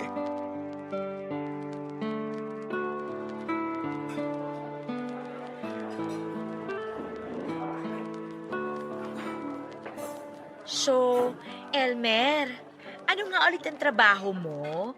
Parang ang chill mo lang kausap eh. Pero mukhang busy ka rin naman sa buhay. May hobby ka ba? Ang dami mo agad tanong. Nalula ako dun ah. Parang hindi kaya ng... Sorry naman. Okay lang naman ate. Call center agent ako, night shift. Pero pag hindi ako tinotopak at may free time, nag-freelance photography ako. Mahilig kasi ako mag-capture ng mga raw na moments. Yung hindi pilit, yung totoong kwento sa isang picture. Katulad mo ngayon, parang gusto kong kunan ka ng picture. Hala, baka basag ang camera mo. Hindi ah. Minsan, hindi mo kailangan magpanggap para maging maganda ka sa mata ng iba. Be yourself. Maganda ka. Sus, bolero ka rin pala. Binigyan ka ata ng pera ng tita mo para sabihan ako ng magagandang words. Pero salamat ha. Baka kailangan mo na ng bagong salamin sa mata. Ikaw talaga. Alam mo, like sa trabaho ko, minsan kahit buong effort mo na binigay mo, parang wala lang sa ibang tao. Parang background music ka lang sa buhay nila. Pero okay lang. Ang mahalaga, nagawa mo ng maayos ang trabaho mo. Ikaw talaga, iba ka. May kaya naman kayo sa buhay pero nagtatrabaho ka? Si ate talaga. Hindi naman pwedeng walang trabaho sa Pinas. Hindi pwedeng nakatunganga lang at maghihintay ng biyaya. Dapat pinagtatrabahuhan. Kapag ang pera galing sa pawis, mas pinahahalagahan mo. At saka hindi mo basta-basta ginagasta sa kung ano-ano lang. Sina lola ko, tita at tito ko lang yung mayaman. Ako, corporate slave. Tsaka hindi naman natin masisisi yung iba. Kasi mahirap din naman talagang makapasok ng trabaho sa Pinas. Alam mo, pareho tayo. Sa ESL teaching ko naman, minsan pakiramdam ko, ako lang ang nagpapaka-effort para lang mag-aral yung student ko. Yung iba, parang walang pakialam. Requirement lang nila ang mag-log in. Nakakabagot din lalo na kung susungitan ka pa. Susme, gusto ko na lang mag-log out minsan. Wag ka. Sobrang relatable. Dati, isang client ko, galit na galit kasi daw hindi ko siya maintindihan. Siya kaya, parang radyo na walang signal. Ako naman, isang student ko, sabi sa akin, "Teacher, are you sure you know English?" Grabe! Gusto ko siyang sagutin ng, "Ikaw kaya turuan ko ng Tagalog, tingnan natin." Nakakatuwa ka kausap. Kaya siguro kahit toxic na yung paligid, nadadala mo lang ng light. Hindi naman. Minsan nga iniisip ko kung tama pa ba ang ginagawa ko. Pero hearing that from you, parang ang gaan lang. Uy, thanks ha! Uy, parang ang saya nyo ah. Mahal, baka naman pinagpalit mo na ako sa pinsan ng kaibigan mo ah. Halika na, masayang kausap si Elmer. Feeling ko magkakasundo kayo. Ah, ganon? Kung sa tingin mo magkakasundo kami, baka nga magkasundo kami. Ano ba pinag-uusapan nyo? Sa gitna ng malateleseryeng twist ng buhay ko ay may mga eksenang parang boom. Dumarating ng hindi mo inaasahan. Ganito na ganito ang peg noong dumating si Elmer sa eksena, papadudot, ibang level siya. Hindi siya yung typical na lalaki na magbibigay ng hi, hello, bye na vibes. Para siyang walking TED Talk. Pero promise, walang dull moment. Kahit ang usapan lang ay tungkol sa ulam, biglang nagiging deep at meaningful. Habang kausap ko siya ay parang may slow-mo ang mundo ko. Tapos kami lang ang nakafocus. Ang gaan, ang saya at kahit feeling ko ang bigat-bigat na ng buhay ko. May mga sandali rin na hindi ko malimutan ang kakaibang tingin niya na ibinibigay sa akin. Gaya nung nakita niya kaming naghalikan ni Nathaniel matapos ang dinner. May halong malasakit at pangunawa ang kanyang tingin. Then dumating ang araw na feeling ko ay ayoko nang bumangon. Ayoko na sa liwanag pero papadudot, eto na nga. Nalaman ko ang sekretong pasabog ni Nathaniel. Yung perang hinihingi niya sa akin, aba ginagastos niya para sa ibang babae. At hindi basta babae ha. Diyosa levels. Para akong na-wipe out sa realization na yon. Na-realize ko na paano ko hinayaang magpakababa ng ganito. Si Elmer, alam ang lahat, ramdam ko ang pagkabahala niya. Pero mas naramdaman ko ang alaga niya. One time, sinabi niya sa akin ang mga salitang parang direct hit sa puso ko. Rika, mas mahalaga ka kaysa sa iniisip mo. Huwag kang pumayag na tratuhin ka ng mas mababa sa deserve mo, ang sabi niya. Papadudot, umiyak ako noon sa harap niya. Imagine isang tao na nakita ang worth ko. Kahit ako ay hindi ko na makita ang sarili kong halaga. Kaya kinumpronta ko si Nathaniel at nag-ipon ako ng lakas ng loob para harapin siya. Lahat ng sakit at hinanakit ay sinabi ko at ang hirap papadudot, pero habang ginagawa ko yon ay nararamdaman ko na parang unti-unting bumabalik ang self-respect ko. Naisip ko na finally unti-unti nang umaayos ang teleserye ng buhay ko. Tama na to. Wala nang kwenta tong palabas na to. Ayoko na. Tapos na tayo. Mahal, ano ba nangyayari sa'yo? Saan ba nanggagaling yung mga pinagsasabi mo? Pwede ba mag-usap muna tayo ng matino? Nathaniel, wag mo akong gawing tanga. Tanga? Saan naman nanggaling yan? Paano kita ginagawang tanga? Tigilan mo na yan. Alam ko na yung babae, yung pera, lahat ng kasinungalingan mo. Mahal, teka lang ha. Time out muna. Paintindi mo naman sa akin yung nangyayari. Hindi ko nasusundan eh. Na habang binibigay ko lahat, pinagtatawanan mo ko? Na ginagamit mo ko habang nag-iilusyon akong mahal mo talaga ako? Ika, mahal kita.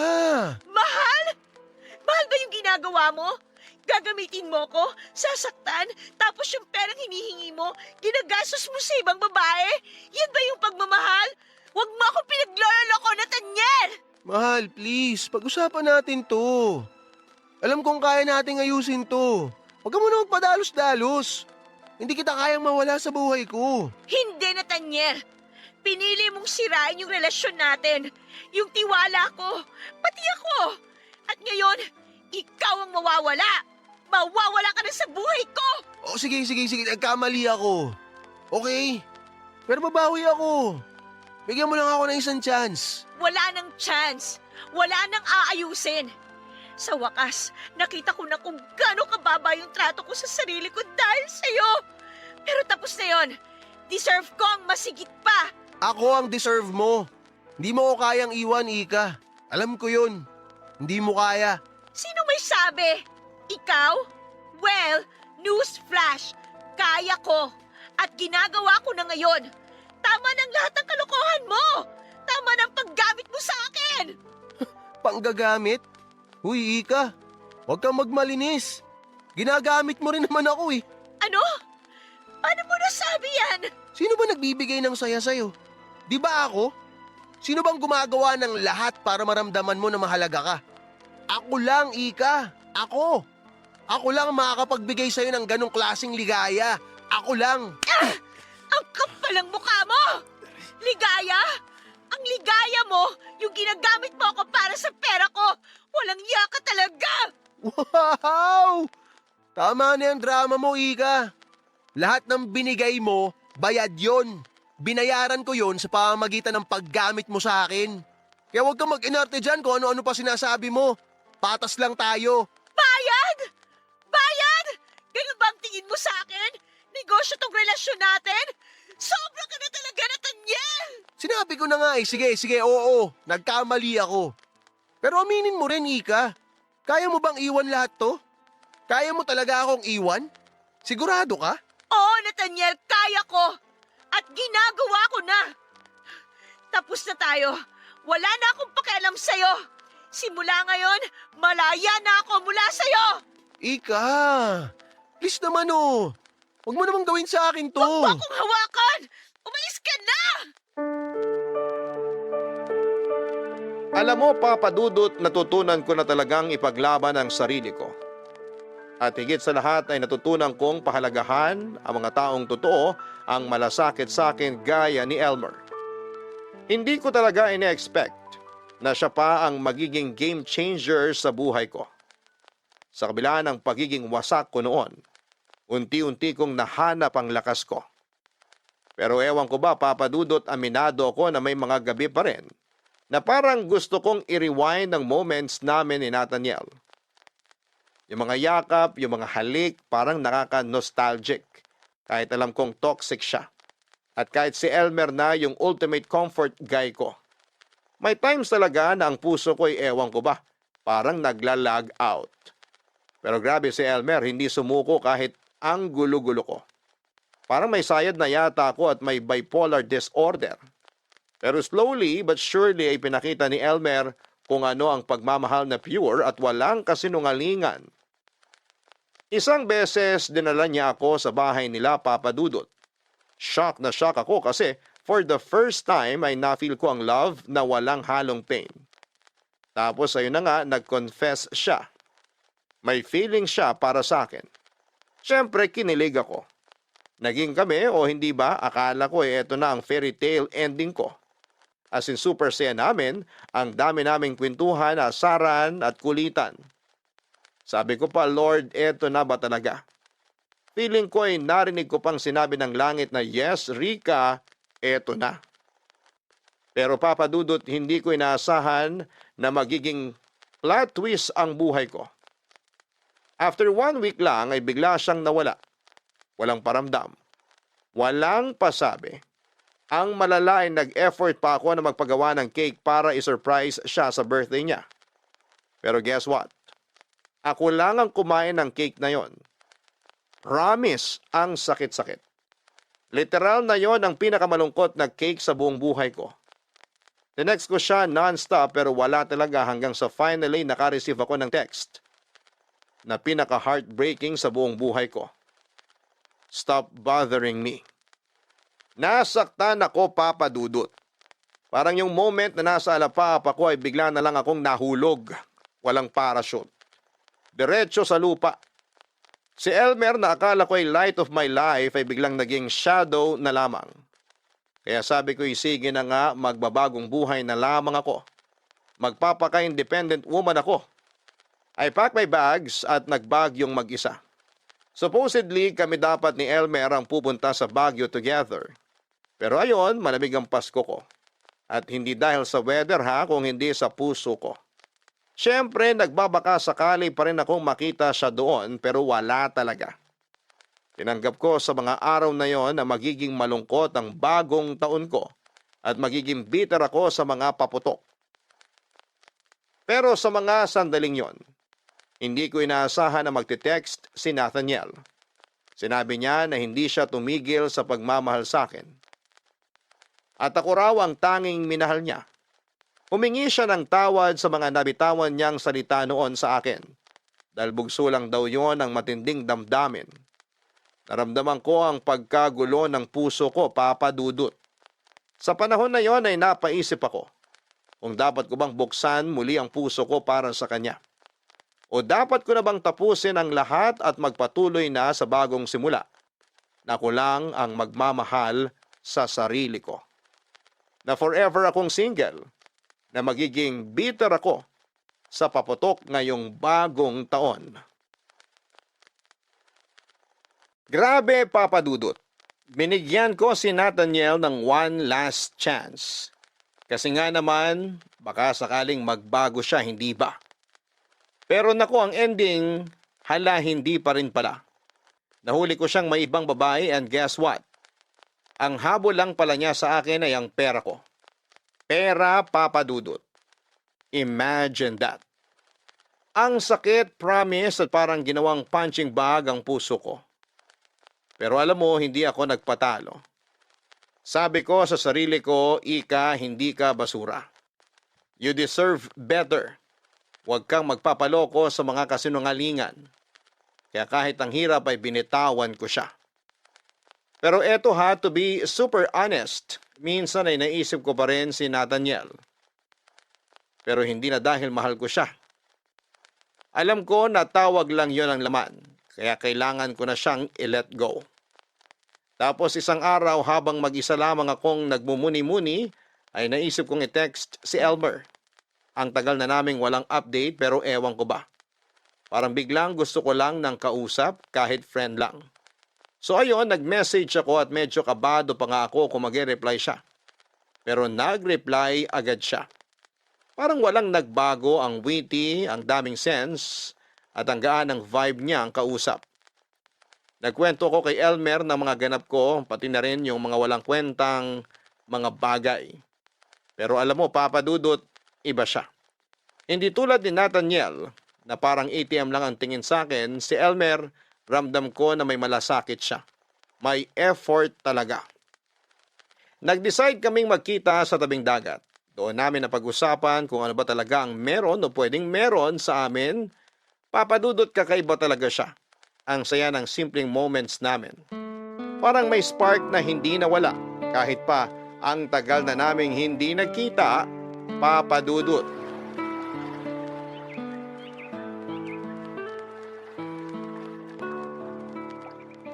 Alam mo, next week nasa Manila na ako. Doon na talaga ang bagong chapter ng life ko. Ikaw, after a month, sunod ka ha? Oo naman, susunod ako. Pero syempre, may Japan moment muna ako kasama si Lola. Kailangan ko siyang samahan eh. Wow, ang sosyal. Ang yaman niya talaga, no? Si Lola lang yon, hindi ako. Siyang mayaman. Ako pasabit lang sa biyaya. Pero kahit sabit, dugong mayaman ka pa rin. Nako, ikaw talaga. Pero ate, gusto ko mag-thank you. At gusto ko rin mag-sorry. Alam kong nasaktan talaga kita nun. Past is past, Elmer. Ang mahalaga, okay na tayo ngayon. Oo nga, pero gusto ko lang linawin. Hindi ko kinakalimutan yung mali ko. Accountability, ika nga. Kaya nga humihingi ako ng tunay na sorry sa'yo. Okay na ako. Hindi mo na kailangang ulit-ulitin. Tsaka, di ba sabi nila, time heals. Tapos na yun. Ay, ikaw talaga. Walang nagbabago. Na ano? Pangit. Maloko ka talaga. Pero, seriously ate, may gusto akong linawin. Parang serious na to, ha? Ano na naman yan? Totoo to ha. Mahal pa rin kita. At hindi talaga yun nagbago kahit anong mangyari. Ang sakit din sa akin nung sinabi ko noon na tigilan mo na akong i-message. Pero natakot ako. Natakot ako na baka hindi mo kayanin. Mahal mo ko pero natakot ka. Hindi ko kakayanin. Hindi kita naiintindihan. Pero ito ha, totoo rin to. Mahal din kita, Elmer. Wow, ang sarap marinig nun. So, ibig sabihin ba nito, tayo na ulit? Depende. Kung hindi ka aalis bigla after 1 week at sabihan ako ng, "Stop bothering me!" Ay, grabe ka. Sorry na. Hindi na mangyayari yon, okay? Mwah. Sorry, masyado ko nadala. Kanina ka pa sorry ng sorry. Okay lang naman. Ano ka ba? Gusto ko naman eh. Pero teka, Elmer, ano nga yung sabi mong baka hindi ko kayanin? Medyo kinakabahan ako, ha? Mukha lang akong walang sakit, pero May sakit ka? May taning ka? loko ka, hindi ganon. May mild autism ako at ADHD. Ha? Seryoso ka?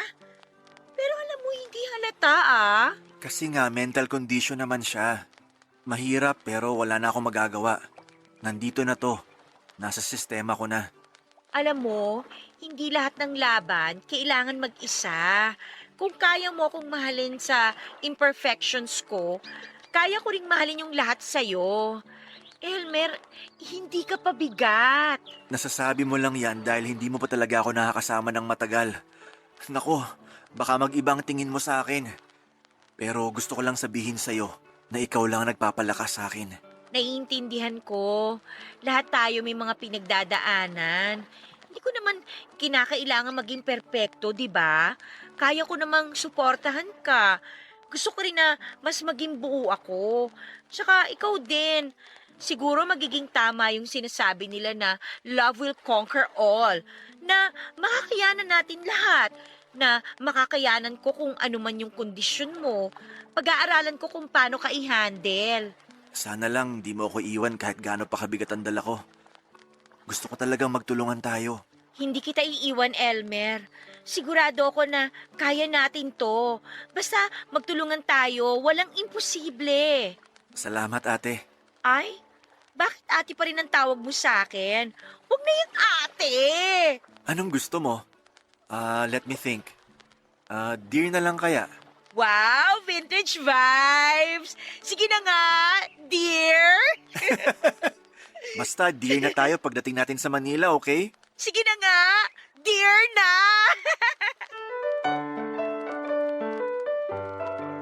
Isang buwan ang nakalipas mula nang umalis ako sa bayan namin ay sumunod naman agad si Elmer sa Manila. E di ayon, nag-live-in na kami. Kinikilig pa rin ako kasi kasama ko siya araw-araw. Pero habang tumatagal ay napapansin ko na yung kakaibang quirks niya. May mild autism, ADHD episodes at bipolar tendencies pala siya. Sa isip ko ay carry ko to, love ko siya pinili ko to so laban lang. Pero papadudot, grabe ha. Ang mood swings ni Elmer ay parang weather sa Pilipinas. Hindi mo mahulaan. Minsan ang sweet-sweet niya. Parang papi na gusto lang lambingin. Pero may days naman na parang wag mo siyang lalapitan, parang ibang tao na siya. Naguguluhan tuloy ako. Like, ano ba talaga tayo, Elmer? Kahit mga simpleng bagay, nagiging komplikado. Ang sakit isipin na parang ako lang ang nagsisika para maging okay ang lahat. Pero alam mo, kahit na ganoon, ay mahal ko pa rin siya. Ramdam ko na kailangan niya ako, kaya sabi ko ay push mo yan, girl. Pahabaan ng pasensya para sa love. Bawat araw, self-pep talk ang peg ko. Kaya mo to, love mo siya. Tapos isang gabi habang tulog na kami, Bigla akong nagtiri-eyed sa kakaisip. Hindi ko napigilan at hinalikan ko siya kasi feeling ko ay yun lang ang paraan para maramdaman niya na mahal ko siya at para maramdaman ko rin ulit yung Elmer na minahal ko.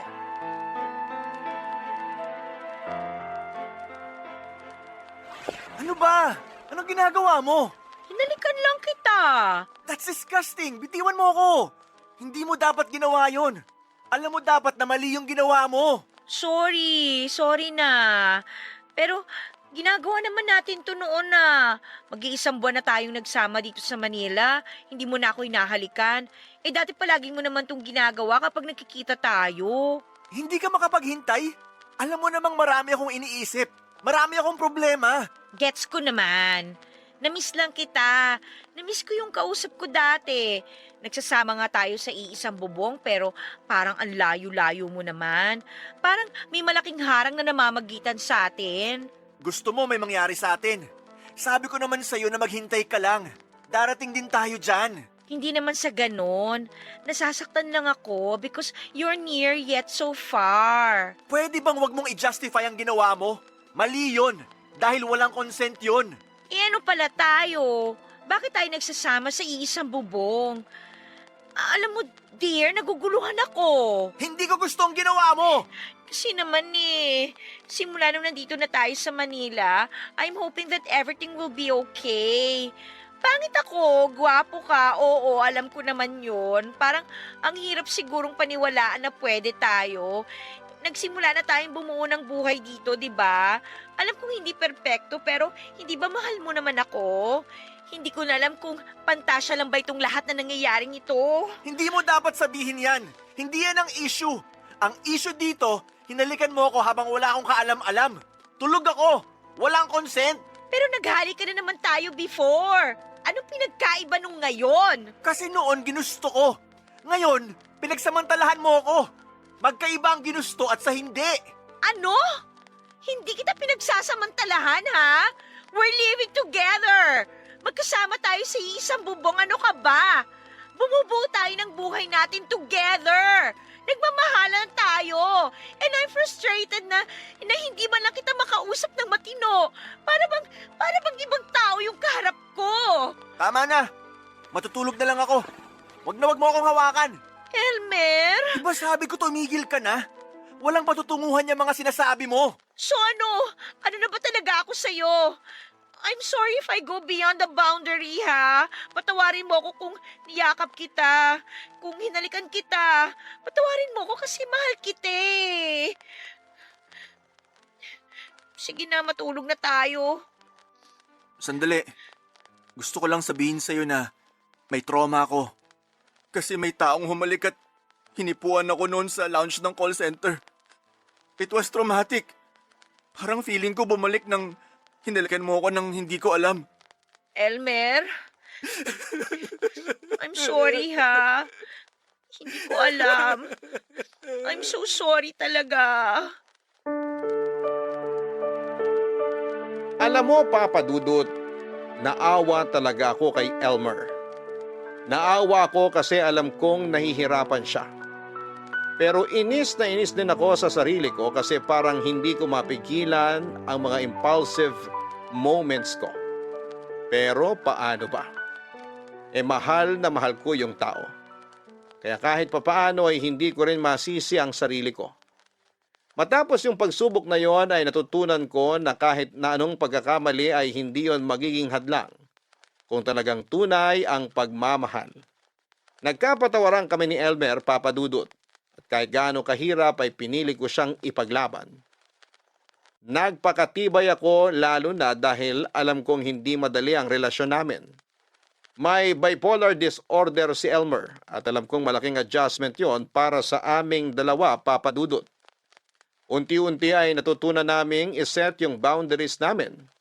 Mas naging klaro ang relasyon namin. At doon ko naramdaman na mahal niya talaga ako.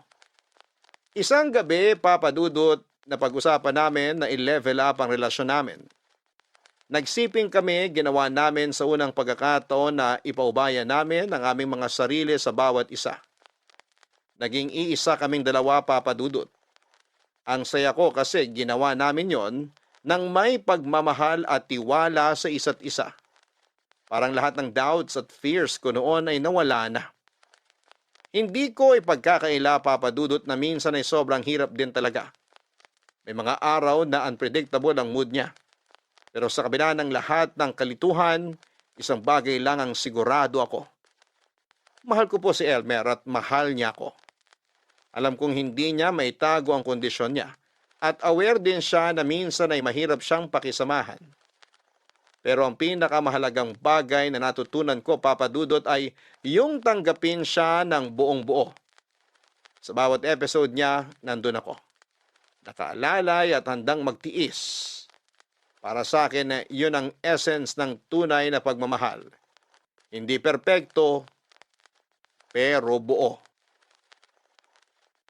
Papa Dudut, parang araw-araw na lang yatang may tensyon sa pagitan namin ni Elmer. Magkasama nga kami sa isang bubong pero parang wala ng koneksyon. Ramdam ko na hindi lang siya malayo physically pero emotionally rin.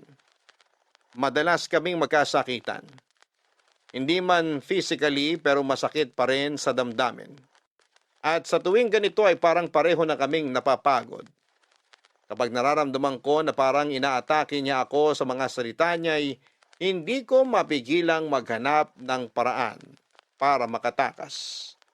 Kaya ayon, Papa Dudut, gumawa ako ng isang bagay na alam kong mali. Nag-text ako kay Nathaniel. Alam ko na kay Nathaniel ako makakahanap ng comfort. Na makakalimutan ko ang lahat ng sakit kahit saglit lang. At hindi lang yon, nagkita pa kami, Papa Dudut. Muntik na talaga akong magkamali. May pagkakataon na parang bumalik ang dati naming samahan. Yung nakaraan namin na puno ng init at tukso. His presence was tempting. Parang natatakam pa rin ako kay Nathaniel. Pero sa kabila ng lahat ng tukso, hindi ko tinuloy. Hindi ko rin maintindihan, Papa Dudut. Habang gustong-gusto ng katawan ko na magpatangay, nasa isip ko pa rin si Elmer, na kahit gaano kahirap ang sitwasyon namin ay hindi ko siya kayang pagtaksilan. Hindi ko kayang sirain ang tiwala niya, kahit na madalas na akong naguguluhan sa mga nangyayari sa relasyon namin. Kaya tumanggi ako makipagsiping kay Nathaniel, Papa Dudut. Alam kong tama iyong desisyon ko.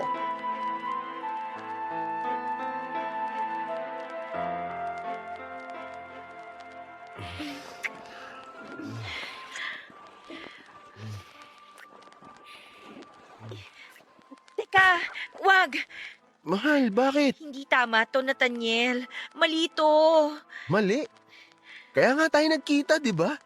Dahil sabi mo miss mo na ako. Ako rin, miss na rin kita. Pero mali pa rin. Hindi ko dapat ginagawa to. Ano sinasabi mong hindi mo dapat ginawa to? Text ka ng text sa akin. Nagpapakyut ka pa sa mga chat. Tapos ngayon mali na? Ano ba tingin mo sa akin, Nika? Laruan? Nathaniel, I'm sorry. Pero nakukonsensya na ako eh. Hindi dapat ako pumunta dito. Konsensya? Huwag ka nga nagpapadikta dyan sa konsensya mo. Kaya mo bang tiisin yung nararamdaman mo? Kahit di mo aminin sa akin, kulang na kulang ka sa lambing. Ika, ibigay mo na sa sarili mo to. Alam kong gustong gusto mo rin naman to eh. No, wag! Tama na, ayoko na. Ayaw mo na? Ang bilis naman magbago ng isip mo. Ikaw ba bipolar o yung Elmer na yun? Kanina, iba sinasabi ng mga mata mo. Ibang-iba rin yung pinararamdam sa akin ng mga labi mo. Nasasabihin mo mali to? Ayos ka. Alam ko gusto mo to. Tama na. Mahal. Huwag mo akong tawaging mahal. Tigilan na natin to, Nathaniel. Hindi ko pwedeng gawin to kay Elmer. Hindi ko siya kayang lokohin. Mahal naman, nandito na tayo eh. Wala namang makakaalam. Sige, wag na nating ituloy. Magbibihis na ako. Pero bago ako magbihis, Ika, baka naman meron kang ekstrang pera. Lalapit muna sana ako sa'yo para manghiram. Oo, alam ko yung role ko. Alam ko na kapag matuloy itong pagkikita natin, bibigyan kita ng pera. Dahil yun lang naman ako sa'yo eh. Parang ATM. Ang sakit mo naman magsalita, Ika. Kani-kanina lang, hayok na hayok ka sa katawan ko eh. Gustong gusto mo magpakamot sa akin tapos biglang nagbago yung isip mo. Tumigil ka nga! Alam mo, Ika, hindi ako nagkamali. Ikaw ata talaga yung may sayad eh. Hindi si Elmer. Mas ikaw talaga yung may sakit. Mas ikaw yung bipolar. Wala kang karapatan na insultihin ako at si Elmer! Bakit? Masakit ang katotohanan? Ako alam ko ginagawa ko. Eh ikaw, alam mo ba?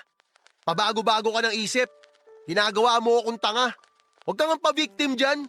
Tuwing nag-aaway kayo ng Elmer na yon, hindi ba ako chinachat mo? Sabi mo makikipaghiwalay ka na sa kanya kasi hindi mo na siya kaya. Hindi mo na kayang tiisin yung mga pinag-aagawa niya. Sabi mo pa nga parang mababaliw ka na sa relasyon ninyo eh. Tumigil ka sabi eh! Hindi ako titigil. Sasabihin ko kung anong totoo. Minahal din naman kita eh. Pero nagkataon na mahirap ako eh. Kaya kailangan ko ng pera. Hindi ko gina-justify yung ginawa ko sa'yo. Alam kong mali yun. Na parang ang dating ginamit kita. Hinuthutang kita ng pera. Tsaka isa pa, nagkaroon ako ng ibang babae. Mali rin yun. Hindi ko sinasadya yun. Pero ang totoo, mahal na talaga kita. Hulog na pala yung loob ko sa'yo. Huli ko na lang na-realize. Kaya nga nung sinabi mo sa akin na magkita tayo, hindi ko na pinalagpas yung pagkakataon eh. Kasi nga, alam ko sa sarili ko na mahal kita. Na mahal kita talaga. Hindi yan totoo! Heto, ayan! Ayan ang pera! Tapos na to! Tama na! Ika naman. Huwag mo naman sabihin sa akin na hanggang dito na lang tayo. Nathaniel, buo na ang desisyon ko. Mahal ko si Elmer. At gusto kong suklian yon ng tiwala niya. Hindi ko siya lolokohin. Kahit anong mangyari, kahit anong sabihin ng iba, wala akong pakialam. Siya lang ang paniniwalaan ko.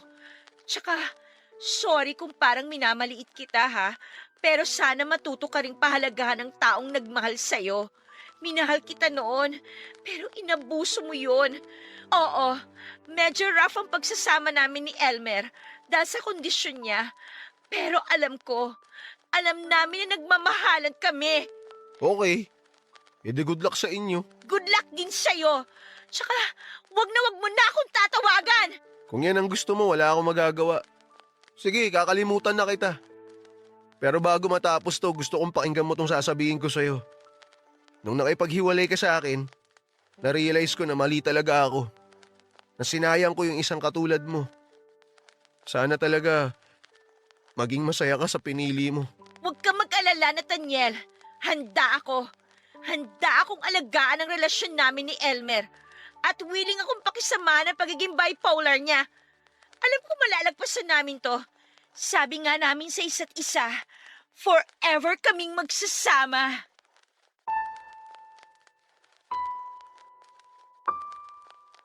Mahal ko si Elmer.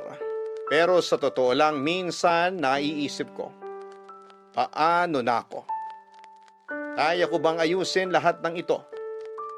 Parang sa sobrang dami ng problema, nakakalimutan ko na rin kung paano ako dapat alagaan. Pero natutunan ko na may mga bagay talaga na worth fighting for. Oo, mahirap kasi si Elmer may bipolar disorder at hindi biro ang epekto nito sa relasyon namin. Sa simula sabi ko ay kaya ko ba ito? Makakaya ko bang makisama sa ganitong sitwasyon? Napuno kami ng tampuhan, iyakan at minsan ay parang gusto ko nang sumuko. Pero naiisip ko rin na kung mahal mo ang isang tao ay gagawin mo ang lahat para intindihin siya. Kaya isang gabi ay habang nakatulog si Elmer sa kalagitnaan ng pag-aaway namin ay nag-research ako. Napagtanto ko na hindi ko kailangang solohin ito. Kaya dinala ko si Elmer sa psychologist. Nakakatuwa kasi habang iniisip ko na para sa kanyang lahat ng ito, ako rin pala ang natulungan. Natutunan kong maging mas mahinahon. Natuto akong magtiyaga. Ang cute nga kasi si Elmer ay natuto rin siyang mag-adjust. Unti-unti niyang naintindihan ang sarili niya. Kahit may mga pagkakataon pa rin, may mga episode si Elmer, mas nararamdaman ko na may pag-asa pa ang aming samahan. Hindi ko po ipinagpapalit ang mga moment na ito. At natutunan ko po na ang pagmamahal ay hindi palaging madali. Sa tulong ng psychologist, si Elmer ay mas naging bukas at handang makinig. At ako naman po ay natuto ng mga paraan kung paano maging mas matatag sa mga pagsubok. Kaya ko po sinasabi ito kasi gusto kong ipaalala sa lahat na mahalagang mental health. Hindi lang para kay Elmer kundi para rin sa akin. Sa bawat pagtanggap, sa bawat pag-unawa, mas lumalalim ang pagmamahala namin. At kahit na ano pang dumating, si Elmer pa rin ang pipiliin ko. Happy birthday! Salamat sa pakik mo, dear. Parang ang mahal nitong red velvet ah. Siyempre, mahal kita eh. Ikaw talaga. Pwede naman yung simple lang eh. Tayo lang naman kakain yan. Tsaka, alam mo na, bawal. Okay, no comment na lang ako. Basta masaya ako to celebrate your birthday na magkasama tayo. Kasi, Sorry na. sabi ko naman sa'yo, kalimutan mo na yon. Ang importante, nabigay ko to sa birthday mo. Kaya sa birthday ko, surprise mo rin ako, ha? Nako, ano pa bang wala sa'yo? May karir ka naman. Taka meron kang, alam mo na, ako. Pera! Maraming pera! Dapat lang talaga maraming pera, no? Basta, magtatrabaho tayo para marami tayong savings. Para makagawa na tayo ng sarili nating bahay. Kahit maliit lang at madaling linisan. Alam mo, sobrang happy ako kasi minahal mo ko. Alam mo, dear, kung masaya ka, mas lalong masaya ako na minahal mo ko. Biruin mo, natiis mo ko. Bihira na rin makahanap ng ganun. At ang swerte ko, kasi nahanap kita. Worth the tiis ka naman kasi. Tsaka pinakita mo sa akin na wala kang ibang hangad kundi ang mahalin ako, mapasaya ako, ganun. Salamat pala, dear, kasi pinilit mo ako magpunta sa psychiatrist. Dati kasi parang wala akong tiwala eh. Feeling ko kasi ginagaslight lang ako. Pero dahil nandyan ka, naging panatag ako. Ang importante, okay na tayo. Iniisip na lang natin yung financial security natin. Alam mo, ayoko na maging bipolar ang laman ng wallet natin. Kapag nandito tayo sa Pinas, yan talagang pinagbawal na teknik. Ang mawala ng laman ng wallet. Kaya nga go, go, go, work, work lang tayo. Pero inaalagaan naman natin ang health natin. Mahal ang paggamot kapag nagkasakit. Siyempre naman. Basta sobrang nagpapasalamat ako sa'yo. Kasi tinanggap mo ako kahit bipolar ako, may ADHD. Mild lang naman, pero kapag may episodes, pagpasensyahan mo na lang talaga ha. Nakokontrol ko na siya, hindi ba? Nag-improve na ako simula nang dinala mo ako sa doktor. Oo naman. Sobrang laki kaya ng improvement mo. At mas lalo ko pang naramdaman ng pagmamahal mo. Kasi never ever kang nag-ask sa akin ng kapalit. Nako, kakain na tayo nitong cake. Ay, teka. Ako na lang ang mag-slice. Konti lang kakainin mo nito ha. Mahirap na. Alam ko. Basta konti lang talagang kakainin ko. Hindi po madali ang lahat, Papa Dudut. Pero sa kabila ng lahat ng pagsubok ay natutunan ko kung paano magpasensya at umunawa sa mga bagay-bagay. Sa pagsasama namin ni Elmer ay masaya kong sabihin na pareho kaming nagtutulungan sa bawat takbang ng aming buhay. Sa amin pong kondo, hati kami sa lahat ng gastusin at syempre, nagtutulungan kami sa mga pangarap namin para sa hinaharap. Hindi ko po kayang ilarawan kung gaano kalaki ang pagbabago na nararamdaman ko mula nang magkasama kaming dalawa. Lalo na nang kumonsulta si Elmer sa psychologist. Hindi lang siya nagbigay ng emosyonal na suporta, kundi pinaramdam niya rin sa akin na maganda ko. Hindi lang sa panlabas, kundi lalo na sa aking puso. Natutunan ko rin pong mahalin siya ng mas malalim at intindihin ang kanyang kalusugan. Pati na rin sa mental health niya. Dahil sa kanya ay naging mas mabuting tawa ko, Papa Dudut. Ngunit hindi ko po maitatanggi na may mga pagkakataong nahihirapan pa rin po ako. Hindi ko po agad naintindihan ang bipolar disorder ni Elmer. Grabe po ang adjustment na kailangan ko. At minsan, ang mga mood swings niya ay mahirap pakisamahan. Kaya nagkakaroon kami ng tensyon. Pero sa mga ganong pagkakataon ay pinipilit ko pong intindihin siya.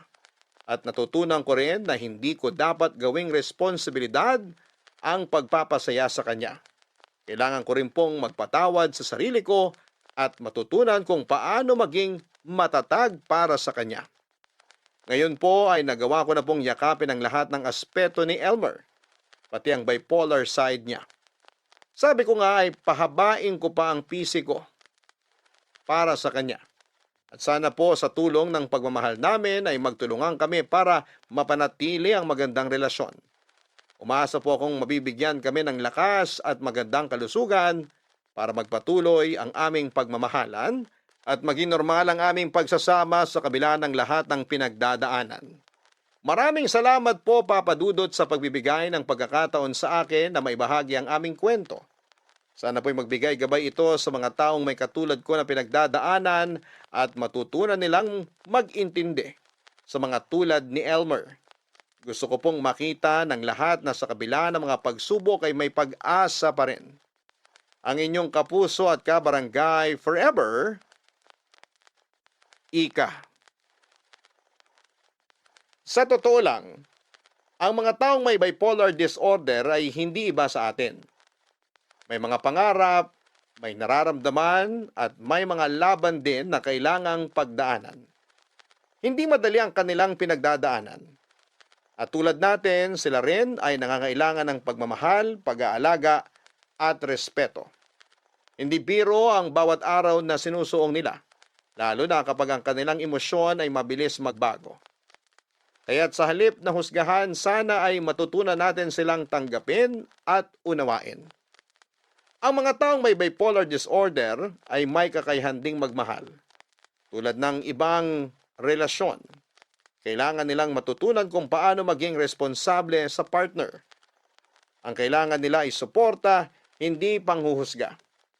At ang pagkakataon na maging mabuting tao at partner. Sa bawat relasyon, mahalaga ang komunikasyon, pangunawa at pasensya.